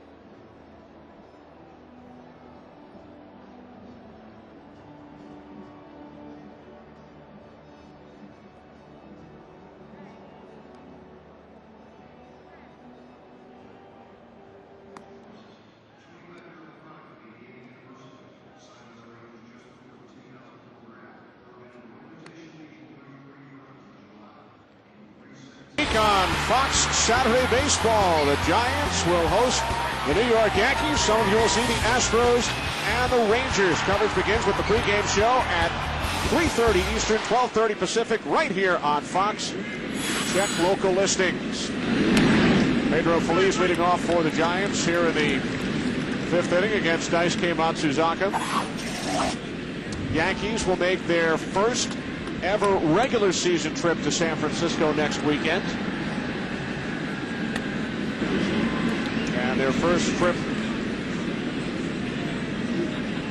since 1962. 1962, when Willie McCovey lined into Bobby Richardson's glove to make the last out in Game 7 of the 1962 World Series. Feliz pops it up. Coming on is Pedroia, makes the catch behind the mound for out number 1. We spoke with Giants manager Bruce Bochy moments ago and asked him about the first time he stepped foot here at Fenway Park when he managed the National League All-Star team in 1999. Well, something I'll never forget, and all the players that were there will never forget it too. That pregame ceremony was so special, and to see Ted Williams come out, see all the great players on the field. I even told myself, standing there watching that, how lucky I was to be on the field at the time and watching that ceremony. They just did a tremendous job, and I know a moment we'll all remember. Only 2 base runners for the Red Sox so far. Your thoughts on Matt Cain's performance? Well, he's throwing the ball well. He's got great stuff. I mean, this young kid, he's special, and he's using all his pitches right now, and he's got a good fastball, but he's come up with a good curveball and slider, and he'll use his changeup. So it's a good matchup right now. We're just looking for a timely hit. That's what I was going to say, Bruce. Not a lot a pitcher can do about no offense, right? Well, his record is not indicative of how he's thrown the ball. He's had some great games where he doesn't have much to show for it, but you got to get the timely hits. First couple innings, we had runners in scoring position. It's just missing right now. Thanks, Bruce. Best of luck. All right, thanks, guys. We'll see you. First-year Giants manager Bruce Bochy. We chatted with Bruce prior to the bottom of the 4th inning when Manny Ramirez took Matt Cain deep. He was the skipper for the National League here in summer of '99 as the count goes to 1-2 on Vizquel. After his San Diego Padres reached the World Series in '98, and Bruce, living in San Diego, managing the Padres, got to know Ted Williams very well. Just a look back at the festivities that great night in July of '99.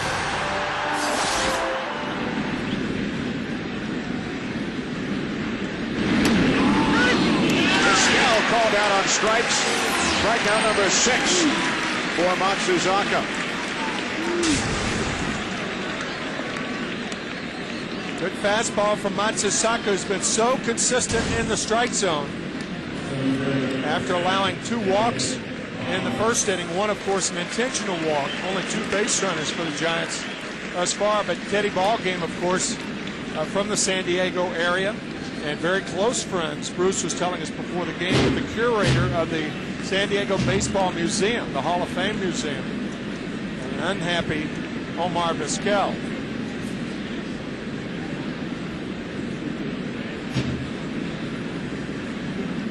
Here's Dave Roberts. Walked in the first, grounded to short in the third. And Bruce was telling us, along with Ken Rosenthal, about the time that Ted Williams and Tony Gwynn would spend together. Yeah. Discussing the art of hitting. Telling Tony that he had to pull more balls. And Tony, sure enough, Bruce was saying he hit more home runs after that chat with Ted Williams. And speaking of Tony Gwynn, in about a month, he and Cal Ripken Jr. will be in the Hall of Fame. Congratulations to those 2 remarkable players. 2 tremendous careers, and they will be enshrined in Cooperstown next month.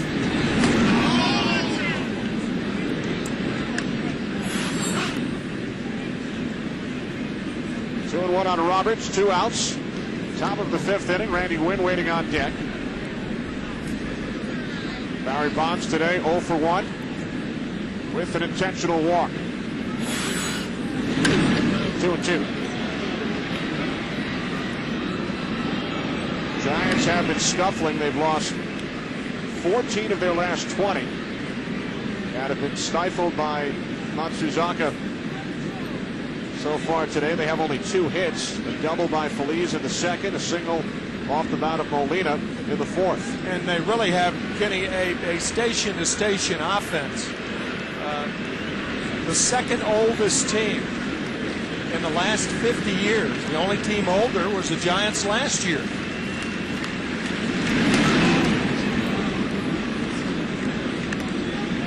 But with the exception of the man at the plate, Dave Roberts, not a lot of speed offensively. Barry Bonds will run occasionally. Bonds perfect this year, 4 for 4. Yeah. About a guy, 513 stolen bases for Barry Bonds in his career. Matsuzaka quickly off the mound. He fires to first. And the Giants are retired in order in the fifth.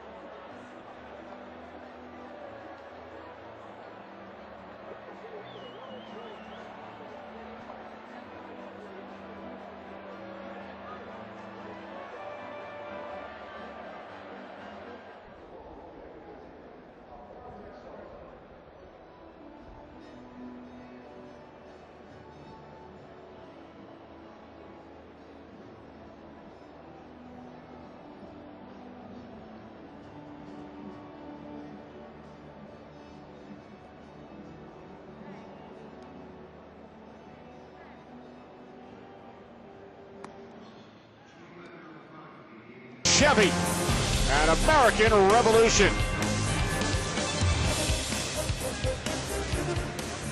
1-0 Red Sox.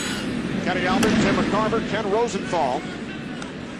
As Alex Cora takes ball one from Matt Cain, who has allowed a run on 3 hits over the first 4 innings. 1-1 on Cora. He'll be followed by Crisp and then Drew.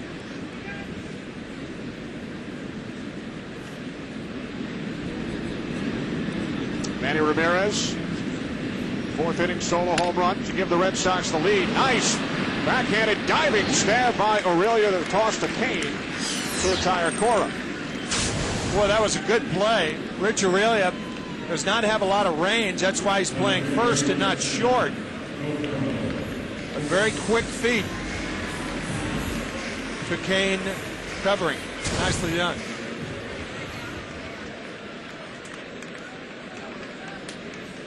So here's Coco Crisp, who doubled back in the 3rd inning and was subsequently stranded on 3rd. Bunts Cain quickly off the mound.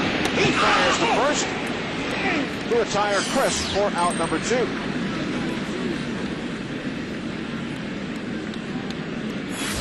Tim, time now for our AutoZone Strike Zone. Both pitchers throwing about the same number of pitches. One mistake in this game, and I think you can, for the most part, clearly say that it was the only mistake thrown by either pitcher. A real hanging slider from Matt Cain and Manny Ramirez. Catchers don't catch those too often.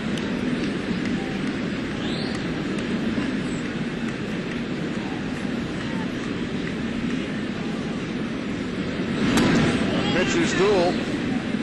Only 5 hits in this game.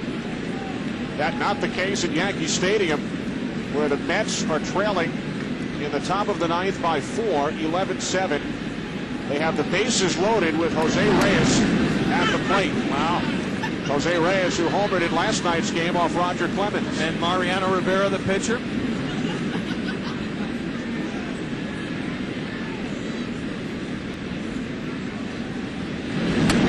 Fastball missing inside, 2-2 on J.D. Drew. That was a good slider there, but in my experience, Kenny, I would say that a slider more than any other pitch, you can make more mistakes with that than anything. The handcuff is Skell, and then he recovered and threw out J.D. Drew. So a 1-2-3 fifth. Barry Bonds due up third in the sixth for the Giants.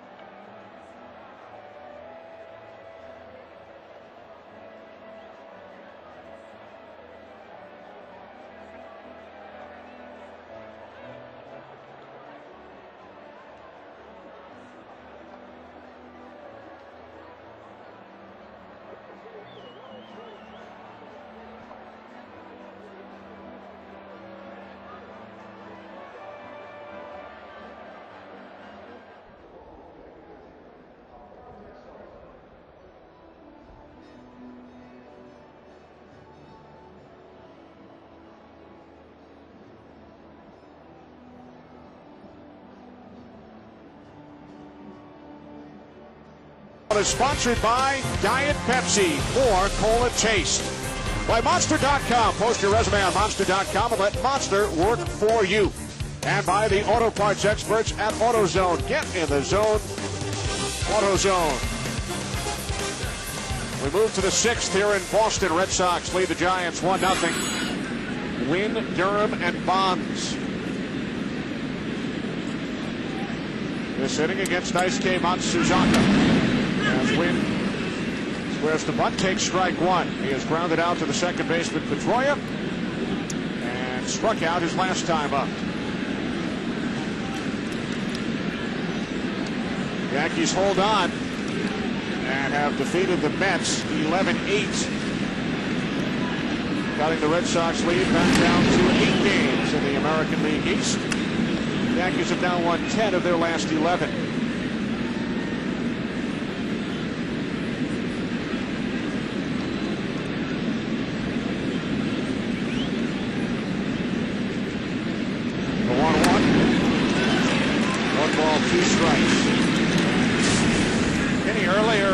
Good slider from Matsuzaki. We did talk about the guy who hits behind Barry Bonds. Today it's Benji Molina. Well, obviously it's very important for the guys who hit in front of him. Randy Wynn has had a pretty good year. Ray Durham a pretty good year. But you got to get men on base when Bonds comes to the plate. Otherwise it makes it very, very easy for the opposition to determine whether to pitch to him or not. And with Barry Bonds making his Fenway debut last night, he had never even been in the ballpark prior to yesterday. As the count is now full on Wynn. You cannot go anywhere in the city without hearing some kind of opinion about Barry Bonds. Oh, absolutely. Whatever city he is in, you will hear an opinion about Barry Bonds.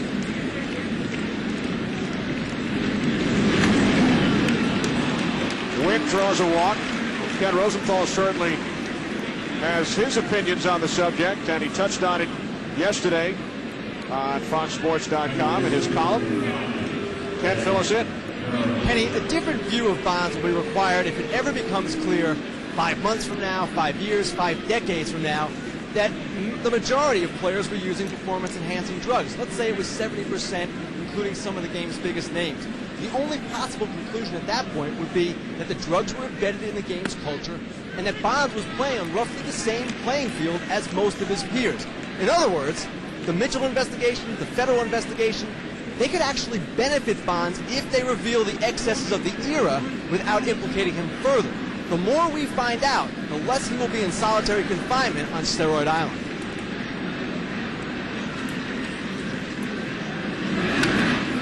Ripped into right field by Durham. Wynn holds it second, and Bonds will step in with 2 on and nobody out here in the 6th. And here's the situation that Bruce Bochy was talking about, having men on base for their big bopper.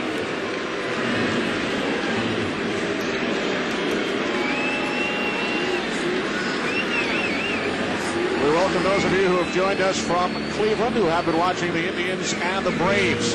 Kenny Albert, Tim McCarver, Ken Rosenthal from Fenway Park. Top of the 6th inning. Red Sox on a Manny Ramirez home run lead the Giants 1-0. Giants have runners on first and second with nobody out. And Barry Bonds stepping in for the 3rd time today against Daisuke Matsuzaka. He was intentionally walked in the first, flied out to center field in the 4th. First pitch of this at bat, fastball missing inside, ball 1.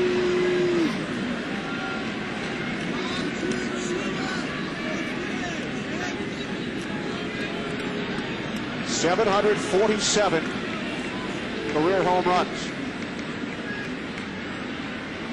13 this season. 8 shy of tying baseball's all-time home run king, Henry Aaron. And that's the one thing you rarely see is Bonds complain about a pitch. But usually if Bonds says it was outside, it was outside. As Bruce Bochy told us before the game, he has the best pair of eyes in the ballpark last night, and I would imagine that has not changed today either.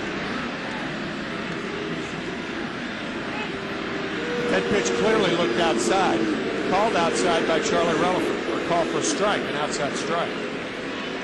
In the first inning last night, hit what he thought was home run number 748. It went up and over the pesky pole, the foul pole in right field.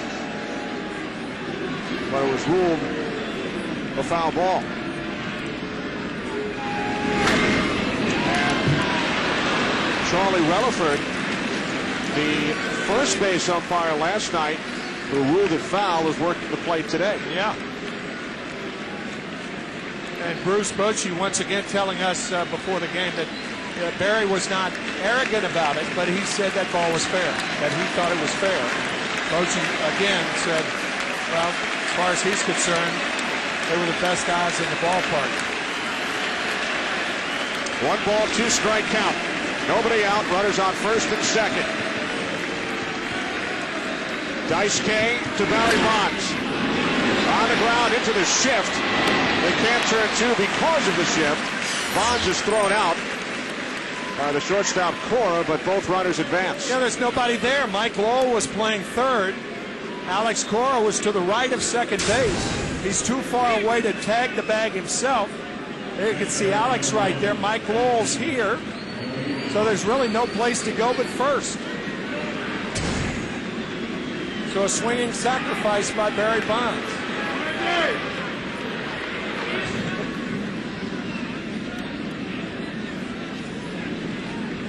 And now with 1 out,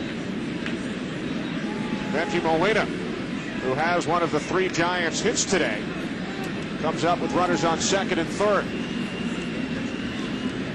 Batting .365 with runners in scoring position. 0-1. The Burger King hot zone on Molina. I guess you could say that it's pretty comfortable if Daisuke wants to stay outside. That is his best chance of getting Molina out.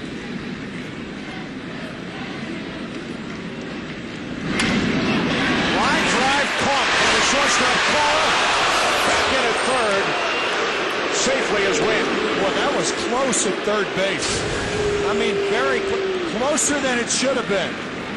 Randy Wynn, a bit lackadaisical, going back into third base. Good call by Tony Randazzo. So that ball over the heart of the plate hit hard by Molina. And a very close call for the Giants at third base. There's Durham, who takes his lead off second. And an opportunity for Shearholtz to drive in his first major league run. Second and third, now 2 out. With the Giants trailing the Red Sox 1-0. We're going to follow up on Ken Rosenthal's last report. For what it's worth, the former state senator from Maine, the Senate Majority Leader George Mitchell, who is heading up the steroids investigation for Major League Baseball, is a member of the Red Sox partners and directors. He is listed as a director of the Boston Red Sox franchise.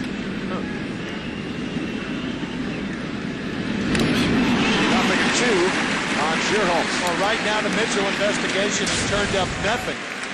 And you just have to wonder whether it's a public relations ploy or whether they're going to turn up hard evidence. He is scheduled with the cooperation of the players' union. Scheduled to meet with Jason Giambi of the New York Yankees this week.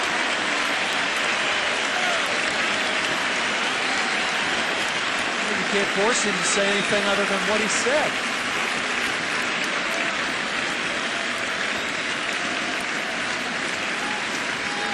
Fans on their feet, the 0-2.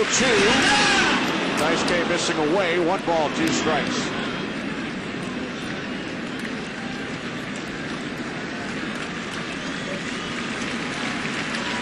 Wynn drew a walk leading off the inning. Durham single to right. Bonds grounded out to the right side, advancing both runners. Molina lined out to the shortstop. And now the 1-2 to the rookie Shearholtz. 2-2. Sometimes you don't have to throw a strike to get one. And the best time to do that is with a young hitter at the plate. Young and aggressive, only 15 major league at-bats. I think that's what Veritek is going to talk about right now.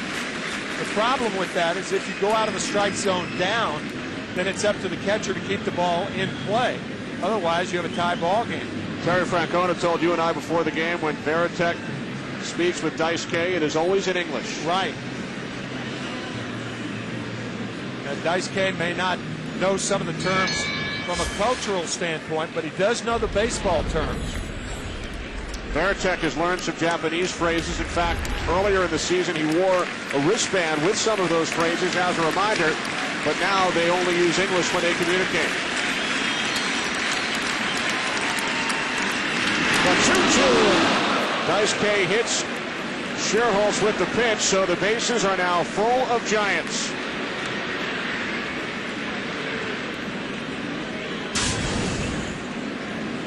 Trying to come inside off the plate for that tailing fastball, but it stays up in the zone.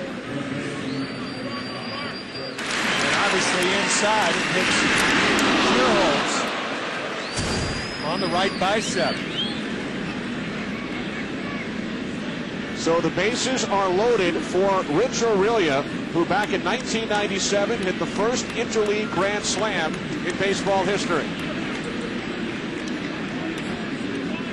He did it against the Angels and pitcher Alan Watson. 0-1.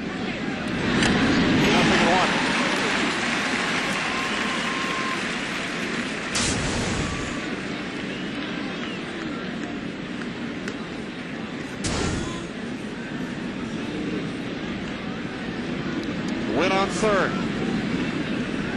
Durham on second. Shearholtz takes his lead off first.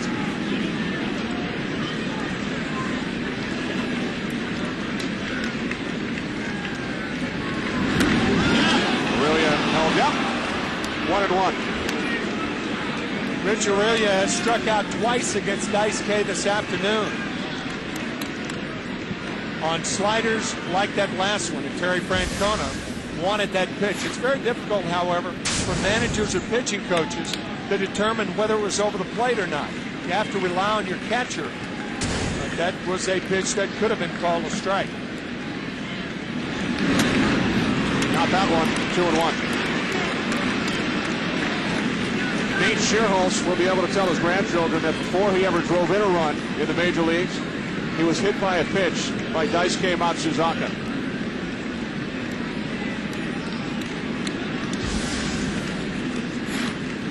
Bases loaded, 2 outs. Aurelia at the plate. 2 balls, 1 strike. Nate, of course, is only 23, which means it'll be a while before he becomes a grandfather.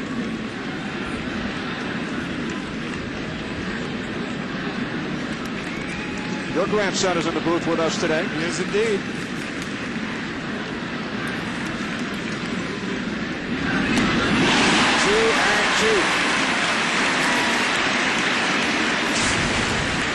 All the great pitchers, when they get in trouble, have the tendency to reach back and get 2 or 3 miles an hour extra. That's what Matsuzaka did then.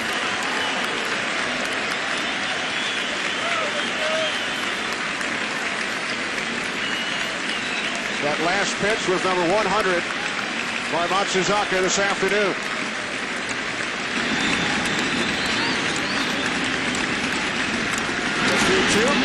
Missing high and away.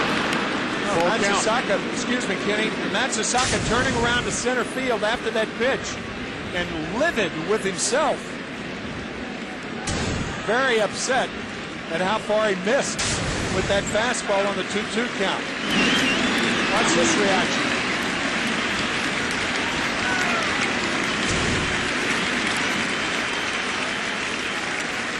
Nowhere to put Aurelia. Strike 3 call.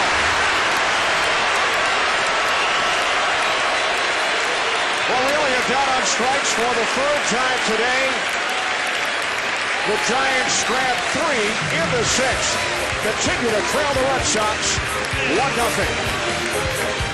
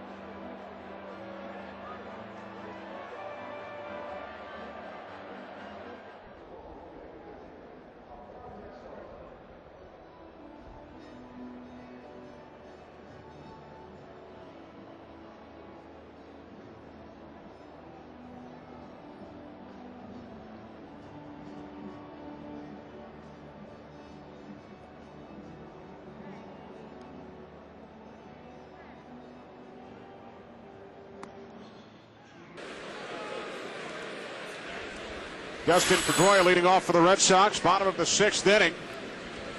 Boston hanging on to their 1-0 lead. Giants loaded the bases in the top half. And then Matsuzaka struck out Rich Aurilia for the third time today.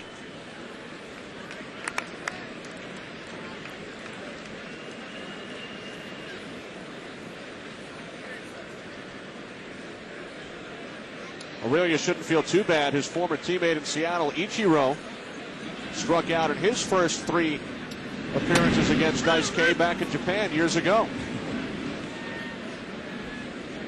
Pretty good company.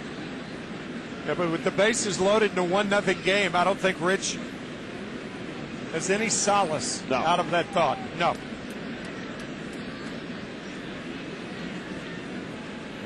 Pedroia 0 for 2. Pascal moving to his left. Pedroia 0 for 3. Now what happened is the first slider to Rich Aurilia. You remember the first pitch was a strike, bases loaded. The second pitch was called a ball by Charlie Relaford. Well, with the count 3-2, Daisuke throws the same pitch. A slider low and away. And this time, he's rung up. And that's what Aurilia was arguing with, I would assume, is be consistent. If the first pitch is a ball, then the second slider is also. But not so, says Charlie Relaford. Including that Aurilia at bat, the Giants, over their last 2+ games, are now 1 for their last 26 with runners in scoring position. Wow. 1 for 26. Grounded foul by Ortiz, 1-1. Ortiz walked in the first inning, struck out in the 4th. On deck, the man who produced the game's only run so far.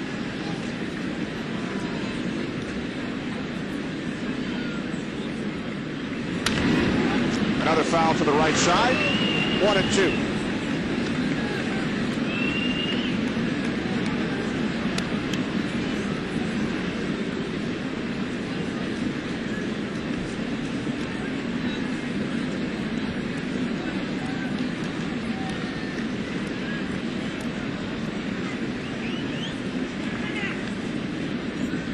Time called by the home plate umpire, Relaford. 1 ball, 2 strike count with 1 out, bottom of the 6th inning.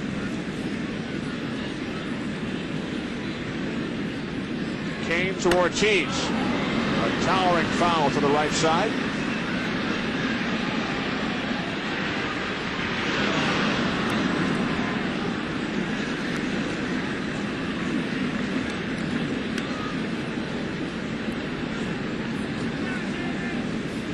Saw that flashed up on your screen. San Diego beating the Chicago Cubs 1-0. And that's the score here. You don't get too many low-scoring ball games in these 2 ballparks, Wrigley Field and Fenway Park. Ortiz to left. Wynn settles under it for out number 2. Time now for our Pepsi Plus Performer of the Game. Pepsi, the official soft drink of Major League Baseball. We take you back to the 4th inning. Manny going deep. 9th home run of the season, number 479 of his career. To learn more about the Pepsi Plus Performer Award and Sweepstakes, visit PepsiClutch.com for Ramirez, his first home run in his last 51 at-bats.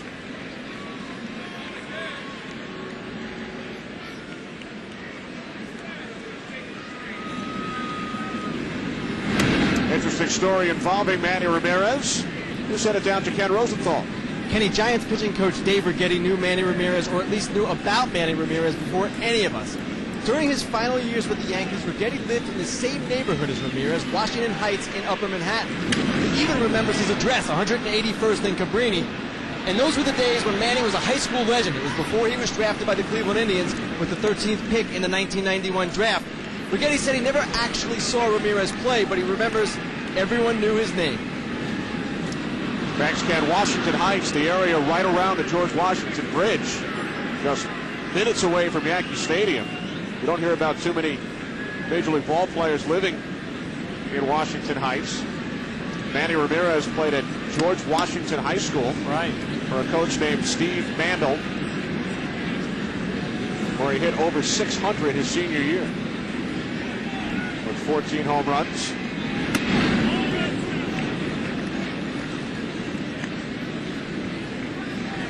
.479 home runs, and he is now 3 RBIs shy of tying former Giant great Willie McCovey for 36th on the all-time list. McCovey with 1,555 runs batted in during his illustrious career. One of the more terrifying hitters for a first baseman. From a first baseman standpoint, particularly if a first baseman was holding a runner on, and to have Willie McCovey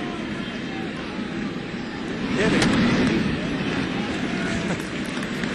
The guy that I played with who knew him so well was Orlando Cepeda, the MVP in 1967.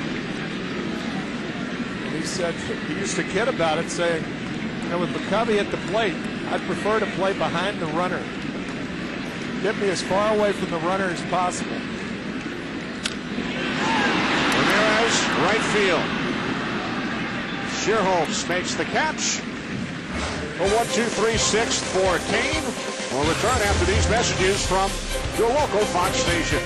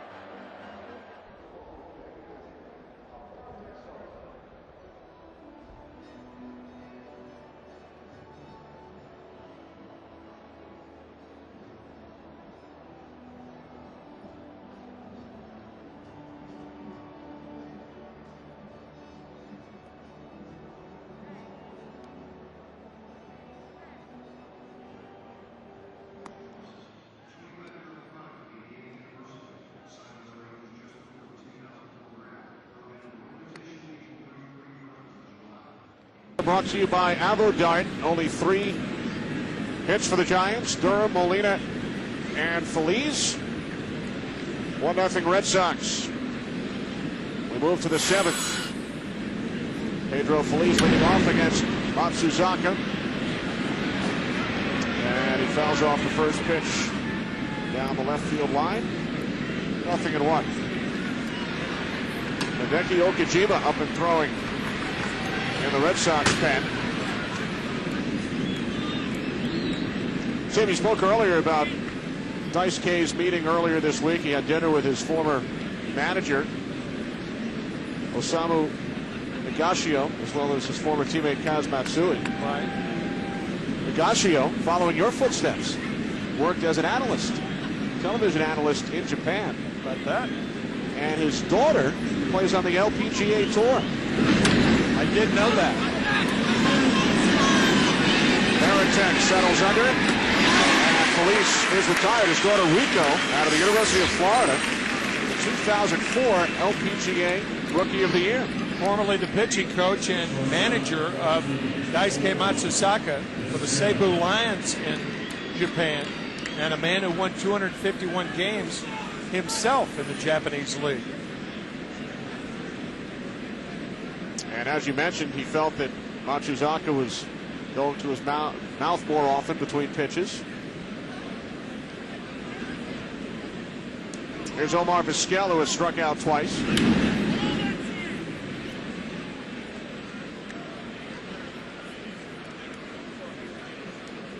One nothing Red Sox. Top of the 7th from Fenway.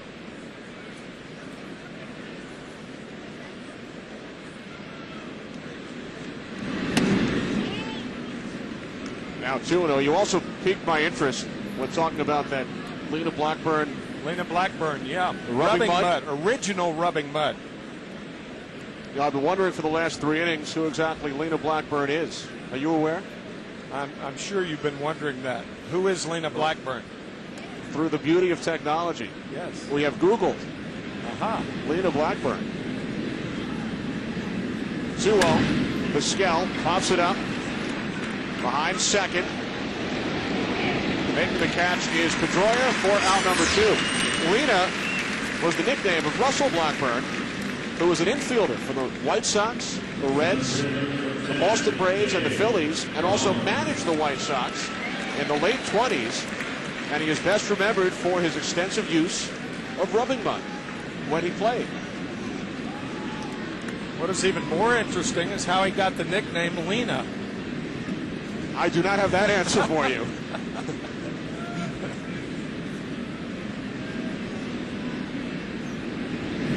It is, that's good. Russell Lena Blackburn. Uh-huh.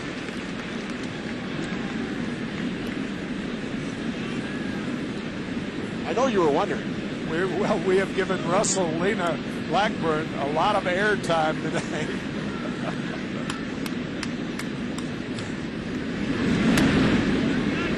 And the sales of rubbing mud have increased throughout the afternoon. Hey, I mean, that's what they rub the balls up with before every game. A gross of balls, 144. So, hey, give credit where credit's due. Named after a former Major League infielder, former manager of the White Sox. Dave Roberts 0 for 2 with a walk in his return to Boston. Ovations last night. More of the same this afternoon. One of the postseason heroes for the Red Sox back in October of 04.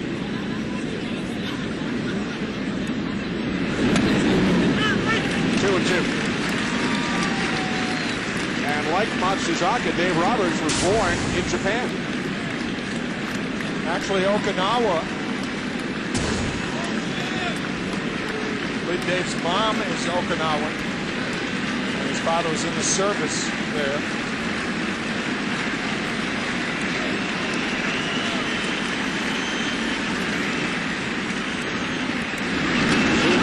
Roberts, a call, strike 3 on the outside corner, 8th strikeout for Dice K.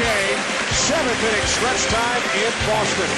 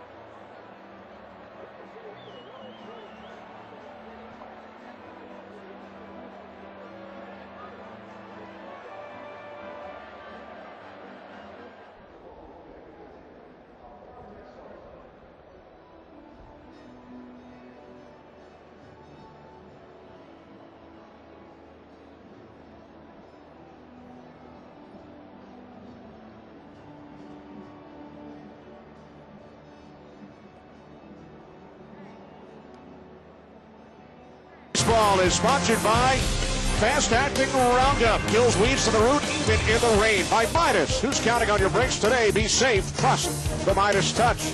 And by New York Life, the company you keep. Bottom of the 7th inning. No runs on 3 hits for the Giants. 1 run. Only 3 hits for the Red Sox. Kevin Youkilis singled his last time up. And he sends this one to deep right center. And the catch is made on the warning track by the right fielder, Sheer Holmes. Home plate umpire Charlie Relaford wearing a microphone for us this afternoon. Let's listen. Man, you got almost as good a seat as I do. Who brought you to the game? You need to thank him. It's very special. This is a brand new ball. We make them dirty on purpose, but it's brand new. Play with it. Don't save it. Play with it. Don't save it. And yet another pop for Lena Blackburn. We make them dirty on purpose. Right.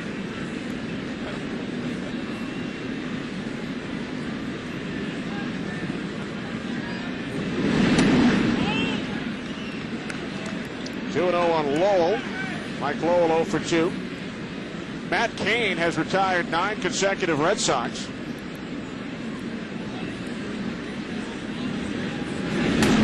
Back in the 4th inning, Manny Ramirez homered. Youkilis then singled to left. No Red Sox has reached base since the 4th.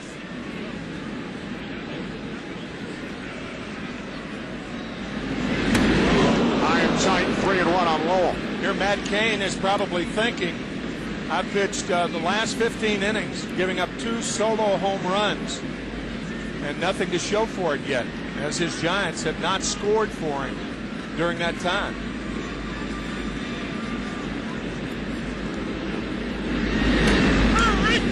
Full count. Red Sox with only 3 hits today. Coming into this game, Cain in his career allowed an opponent's batting average of just 213. Among active pitchers, only Pedro Martinez has done better in that department. That's really remarkable. And once again, Matt Cain entering this game with a 2-6 record. Winning 13 games as a rookie last year. But he has a bright future in front of him, and Bruce Bochy understands that. You have no control over the runs scored for you. Lowell, center field, Roberts. 2 away. Well, tomorrow, Formula One racing returns to Fox as some of the world's greatest drivers attack the streets of Indianapolis in the U.S. Grand Prix. Coverage begins tomorrow at 1 p.m. Eastern, 10 a.m. Pacific, only on Fox. 2 outs for the captain, Jason Varitek. 0 for 2, struck out his last time up. First pitch, fouls it back. 0-1. Barry Bonds today, 0 for 2 with a walk. Scheduled to bat third for the Giants in the top of the 8th inning.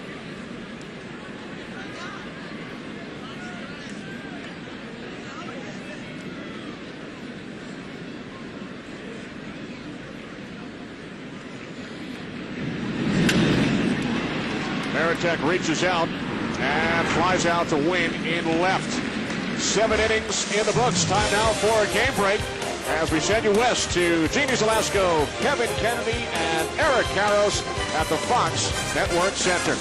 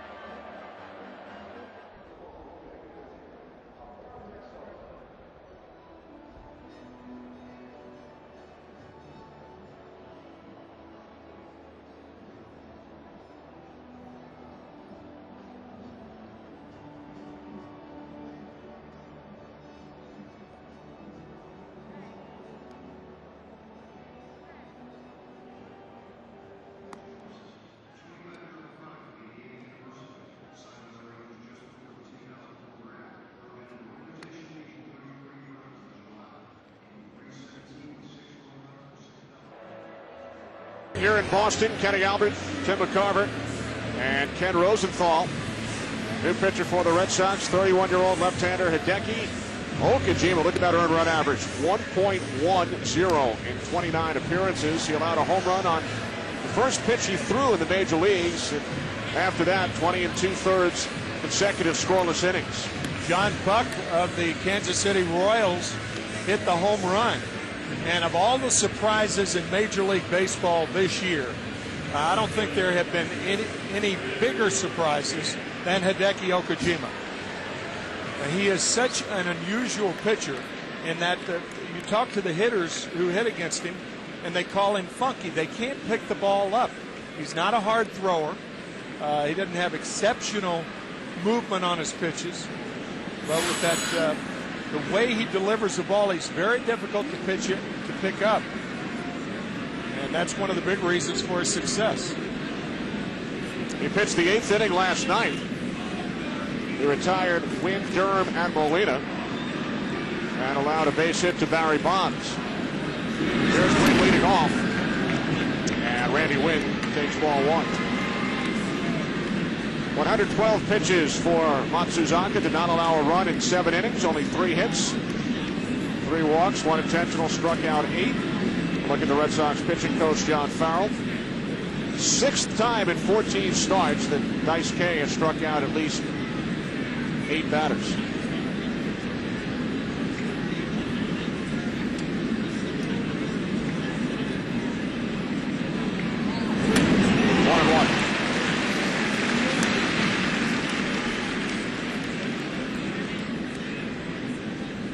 Talked earlier about J.D. Drew, who's having a tough time waiting on pitches. What Okajima forces right-handers to do is jump out at the ball, and that's one of the worst things you can do as a hitter. Not wait for the ball to get deep to you. That's what happened to Randy Wynn on that first swing. Okajima missing away, 2-1.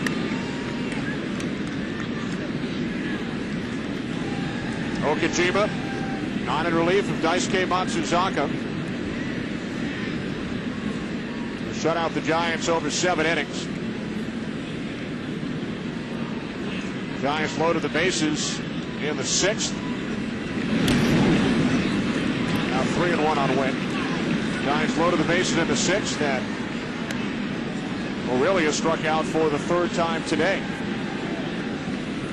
Giants just 12th in the league in hits, 13th in runs, 13th in home runs, 6 games under 500.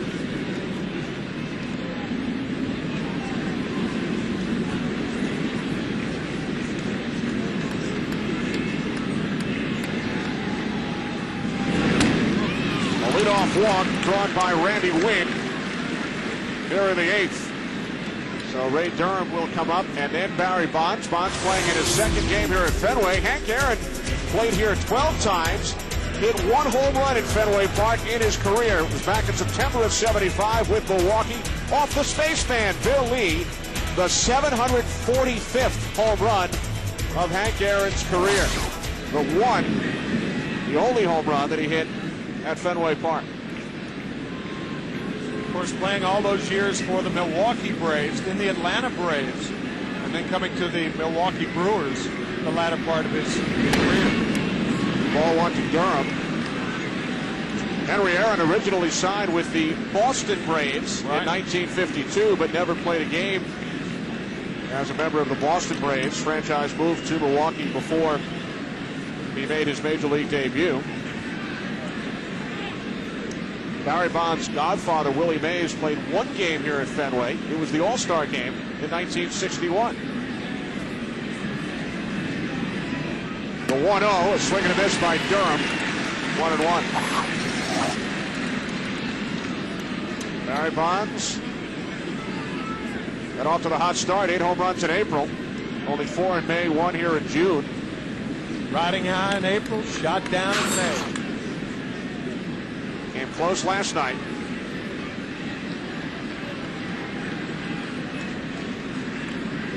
He has homered in 35 different ballparks against 27 different franchises.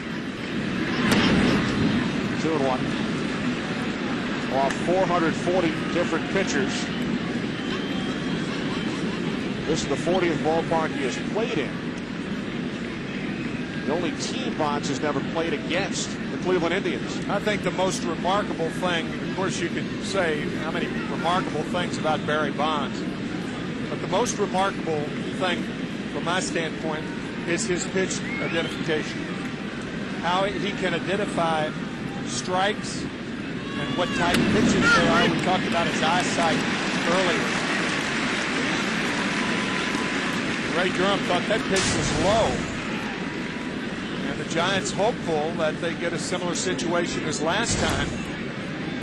That Bonds was up when they had first and second, nobody out. And he grounded out to the right side into the shift.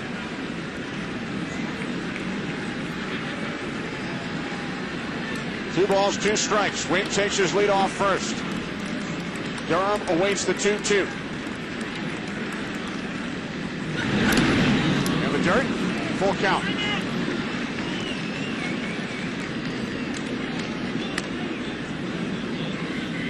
I think Bruce Bochy has to send the runner here.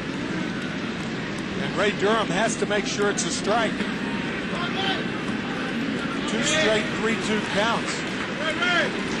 Of course, if you do send the runner and Durham strikes out, they're going to walk Bonds, but those are the chances you have to take.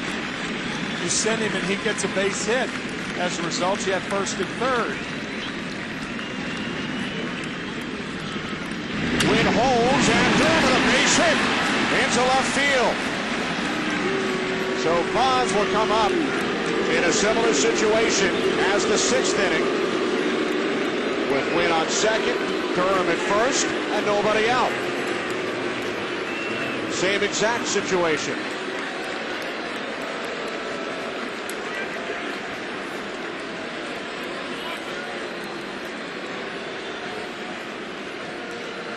Remember, Bonds faced Okajima last night in the 8th inning and singled.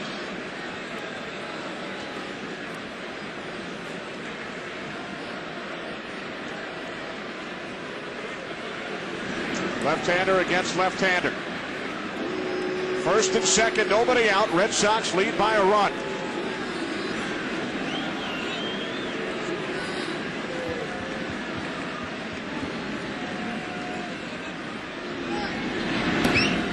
Ball one.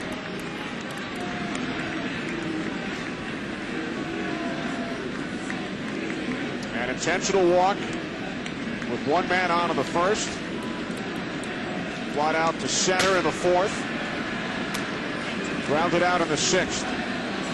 Kyle Snyder up and throwing in the Red Sox pen.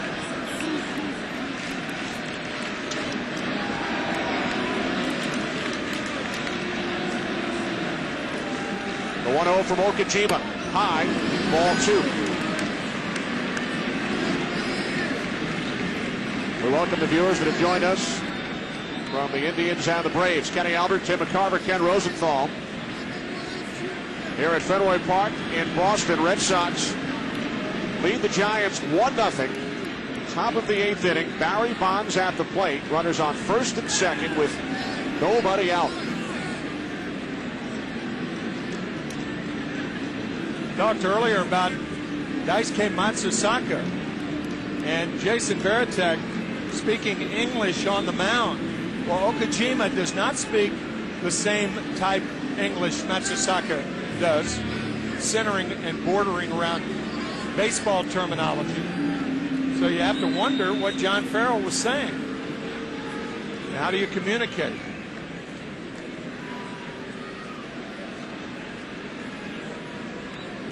Matsusaka pitched 7 scoreless innings. Okajima came out here in the 8th. He walked Wynn. And that allowed a single off the bat of Ray Durham. The 2-0 to Bonds. In for a strike, 2-1. 2-0 curveball to Barry Bonds.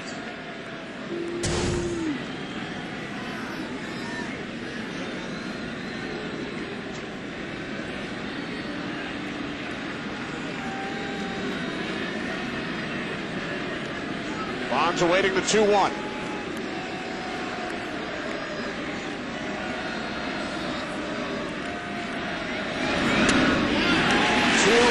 You notice the infield alignment is different this time than it was the last time Bonds was up. Very rare that you see Barry taking 2 straight strikes. But Alex Cora, instead of being over here, is playing more or less straight up. So any ground ball to an infielder, they will go for the double play. That was not the case the last time Bonds was up.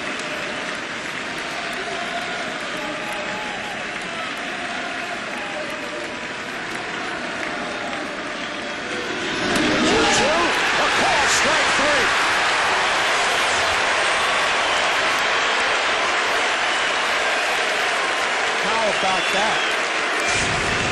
After the count was 2-0, the curveball for a strike and then 2 straight fastballs to get Barry Bonds. And a man with 747 lifetime home runs doesn't swing at a pitch. Wonder how many times that's happened over the last 5 years. Man. So Okajima wins the battle. 2 on, now 1 out for Benji Molina.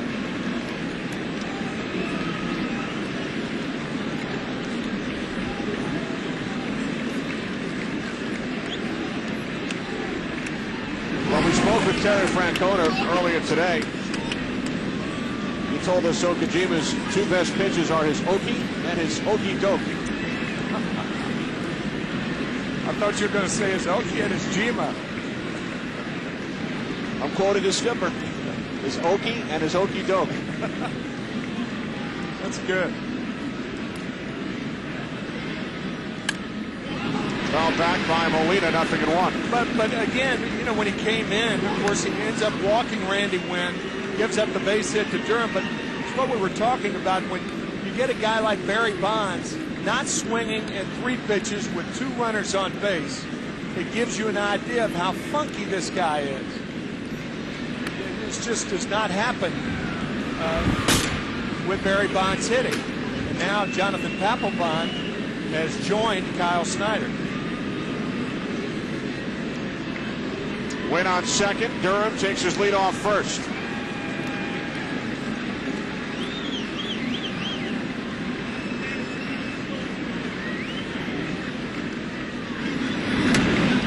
Okajima missing high and away, 1-1.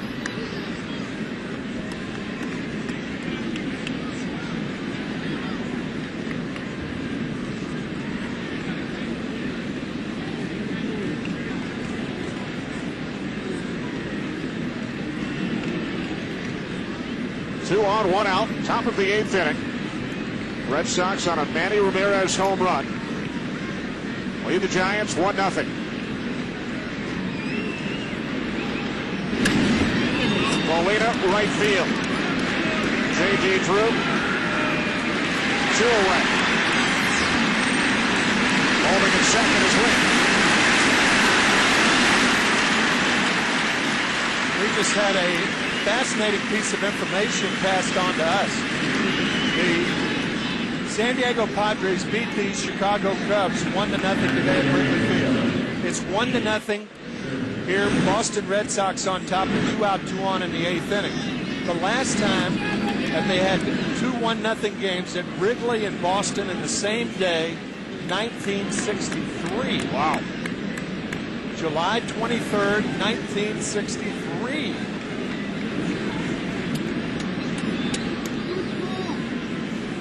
Home teams were both losers on that day. Of course, that can't be the case here with the Red Sox on top 1-0. Manny Ramirez home run, the only scoring in this ballgame.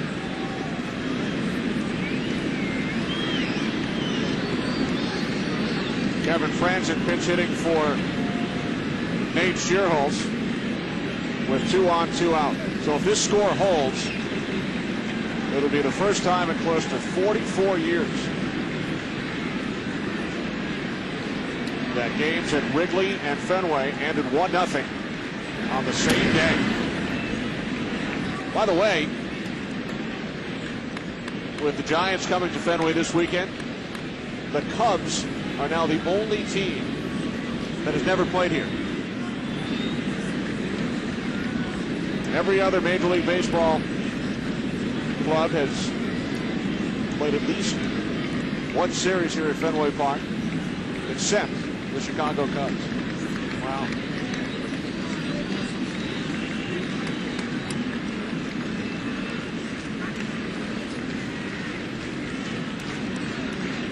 Kevin Franzen, the pinch hitter, native of San Jose, idolized Robbie Thompson and Will Clark. As a youngster, attended San Jose State. 2 for 9 as a pinch hitter this season, batting .250 overall.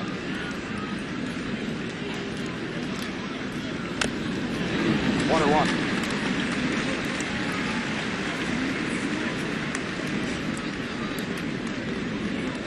I mean, if you're a Giants fan, you've got to love your chances. First and second, nobody on. Barry Bonds against anybody.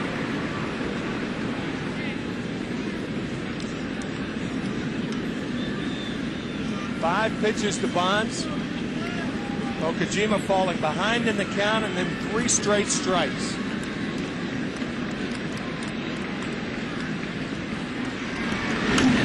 One and two now on Franzen. In that game at Wrigley, Tim, Carlos Zambrano took a no-hitter into the 8th.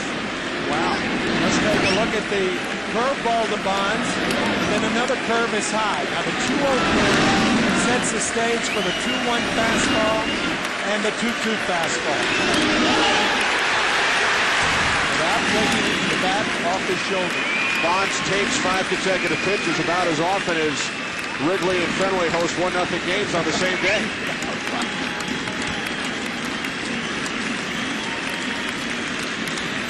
The 1-2, runners go, and Franzen fouls it back.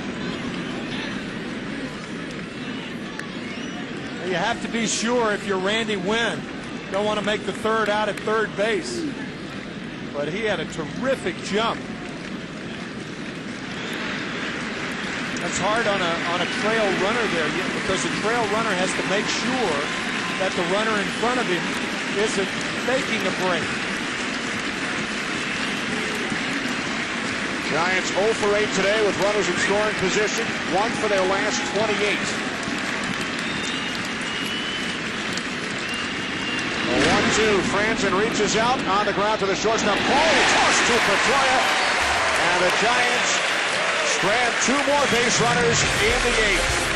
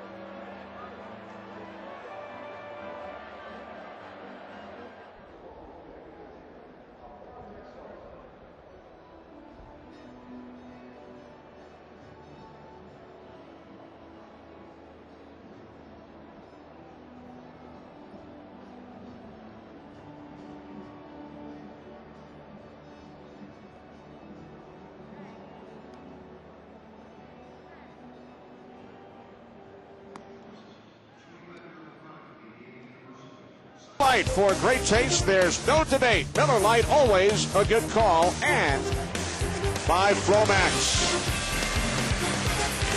Bottom of the 8th inning here at Fenway. Red Sox leading by a run as Kevin Franzen remains in the game in left field. Randy Wynn moves from left over to right. And the new pitcher for the Giants is 26-year-old right-hander Kevin Correa. And his first pitch to Alex Cora is ball one. Kevin's done a pretty good job in the Giants bullpen. You can see that opponent's batting average only 204. He leads the Giants bullpen in innings pitched and strikeouts. Cora 0 for 2 today. He's 3 for 6 lifetime against Correa. Red Sox with a run on only 3 base hits. No hits for the Red Sox since the 4th inning. And again, a tough luck afternoon for Matt Cain, who allowed only the Manny Ramirez home run from his ball club, as has been the case throughout the season. Not able to support him with runs of their own. Giants have not scored from Matt Cain 18 straight innings.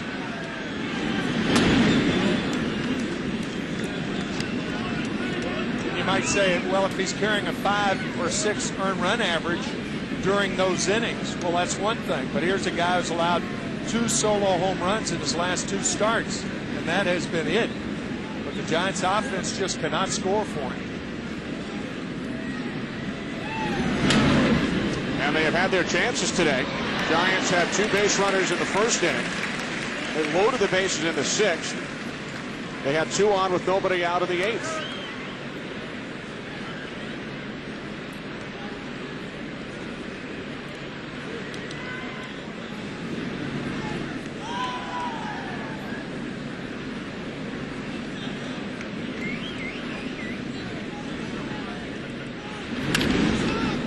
Cora stays alive with Coco Crisp waiting on deck.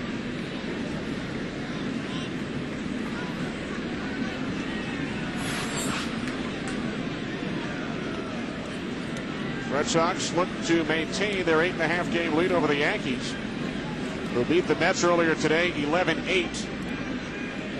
So the Red Sox lead at the moment is 8 as Cora is called out on strikes.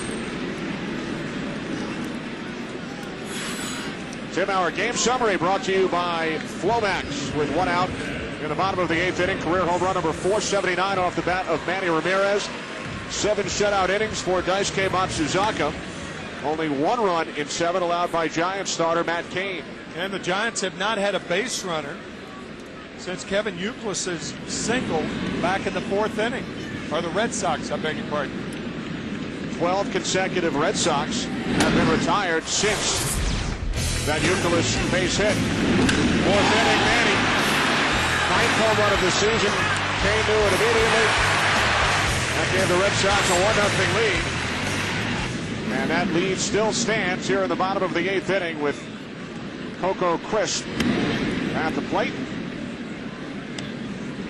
1-1. Looking ahead, Giants have the bottom of the order due up in the 9th inning. Aurelia, Feliz, and Vizquel. Only 7 base hits in this game combined. Giants no runs, 4 hits. Red Sox 1 run on 3 hits. And as Tim mentioned, the last time 1-0 games were played on the same day at Fenway and Wrigley, July of 1963.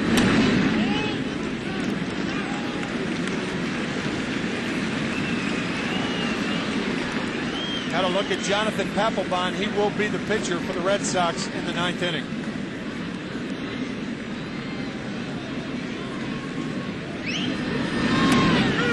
Full count.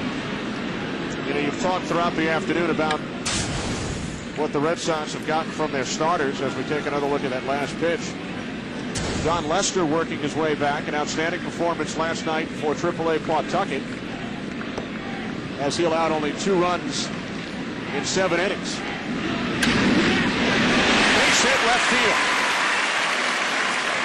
Only the 4th hit of the game for the Red Sox, and the 2nd off the bat of Coco Crisp. Good at bat by Coco Crisp. 2-hit days are far and few between for Coco this year. And now with J.D. Drew up, I think you got to run in this situation. The reason you don't want to wait is because you have a right-handed batter on deck, and it's much tougher to throw behind a left-handed hitter than it is a right-hander. So if you're going to strike and run, do it now.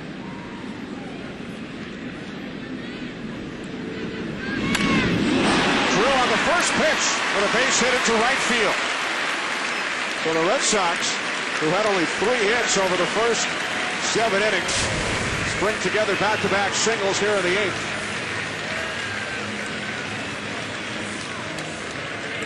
J.D. Drew's first hit of the afternoon.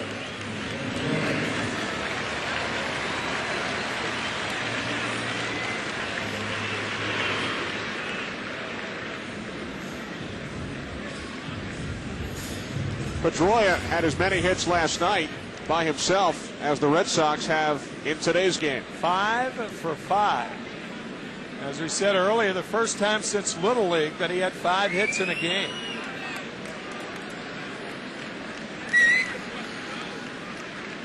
He's 0 for 3 today. Runners on first and second, 1 out. On the ground to the shortstop, Vizquel to second for 1, on to first, double play. 6-4-3. Started by Vizquel, who has been involved in more double plays than any other shortstop in baseball history. So we head to the 9th. It's Jonathan Papelbon time in Boston.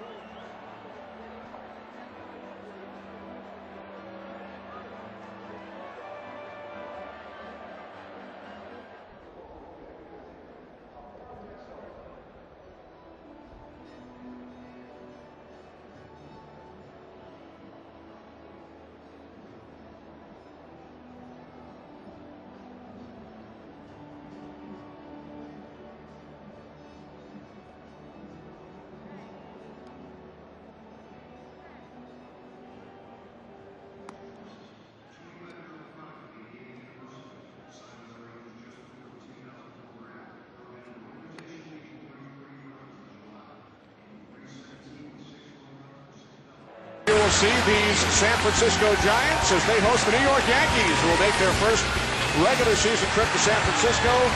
Astros take on the Rangers. Coverage begins with the pregame at 3:30 Eastern, 12:30 Pacific, right here on Fox. Check your local listings. 1-0 Red Sox. Top of the 9th. Jonathan Papelbon with 15 saves in 23 appearances. Out of the Red Sox pen after Matsuzaka shut out the Giants through 7. And Okajima worked out of a 2 on, nobody out, jam in the 8th. Kenny, there are a lot of smart decisions made by organizations during the season, but one of the pivotal decisions made by the Red Sox was made for them by Papelbon in spring training. Slated to start this year and be part of the starting rotation was a mistake. And they corrected that early instead of allowing it to get in through the season, through a couple of months, and then working it. And thankfully for the Red Sox, from their standpoint, they made the right decision, and so did Papelbon. They certainly did.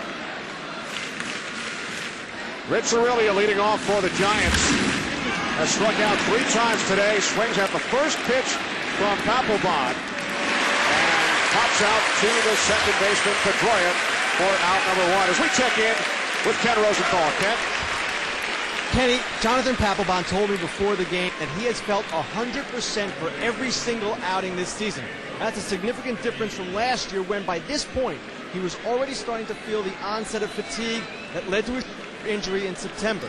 The differences, he says, are the strict guidelines the Red Sox are following in his usage pattern, the exercise program he's following to strengthen the shoulder, and the wake-up call he received last September. It made him realize his arm is a precious gift and that he had to take care of it. Thanks, Ken. Strike 1 to Pedro Feliz. I would think also the addition of Hideki Okajima as the setup man. He's been used in save situations sometimes.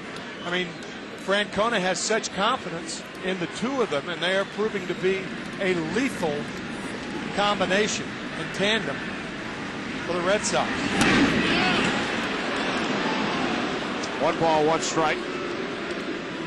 Mark Sweeney has come out into the on-deck circle to pinch hit for Omar Vizquel, who is 0 for 3 today, 0 for his last 20 overall.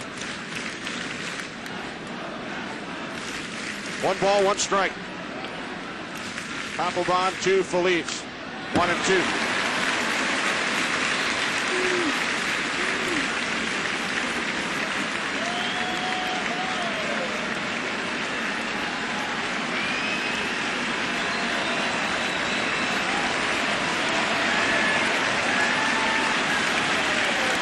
Fans on their feet here at Fenway.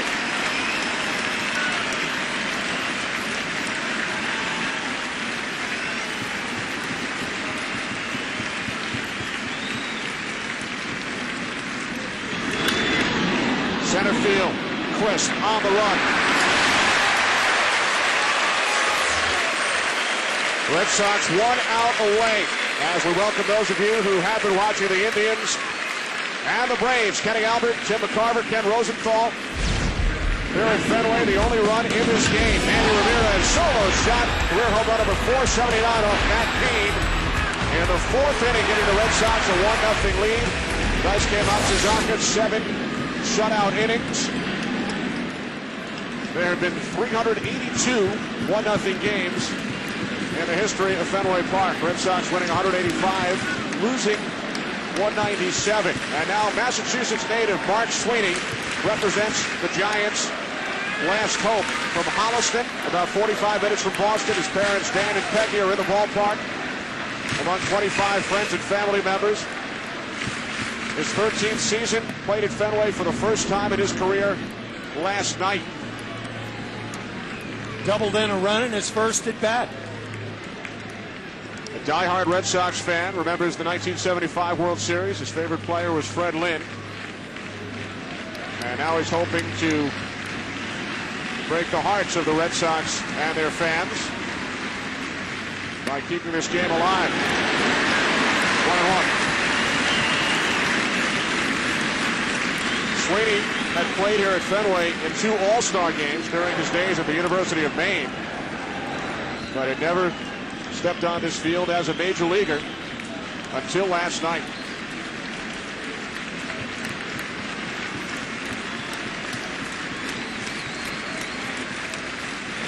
A 1-1 from Papelbon. Ball 2.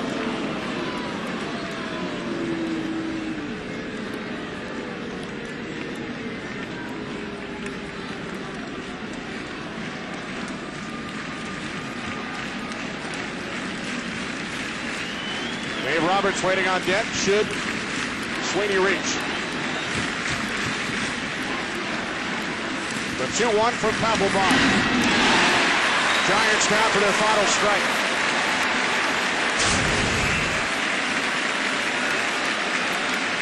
Looked like a splitter from Papelbon. That's unusual with a 2-ball, 1-strike count.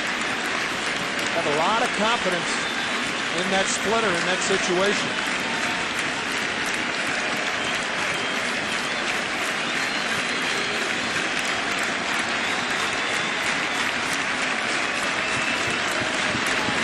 Barry Bonds 0 for 3. Got 2-2 to Sweeney. Got a piece of it. Great job by our entire crew today here in Boston, led by producer Pete Macheska, director Bill Webb, associate director Wayne Wilson, broadcast associate Brian Biederman, our technical producer Sid Drexler, technical director Jonathan Evans, our statistician in the booth Marty Aronoff. Thanks to Dave Corris in the truck.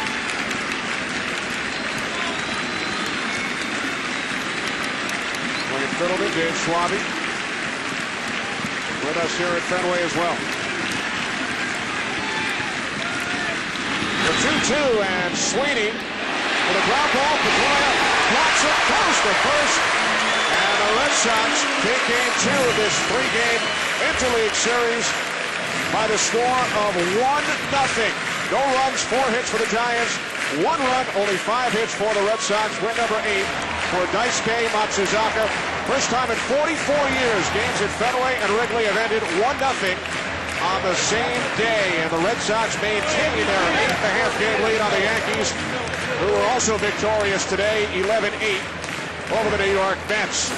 Manny Ramirez with a 4th-inning home run. Our Chevrolet player of the game, 7 shutout innings. Daisuke Matsuzaka allowed only 3 hits, struck out 8. In recognition of his outstanding performance, Chevrolet will make a $1,000 contribution to Major League Baseball's youth outreach program, reviving baseball in inner cities. Chevy, an American revolution. For Tim McCarver and Ken Rosenthal, this is Kenny Albert saying so long from Fenway as we send you to the studio in Los Angeles.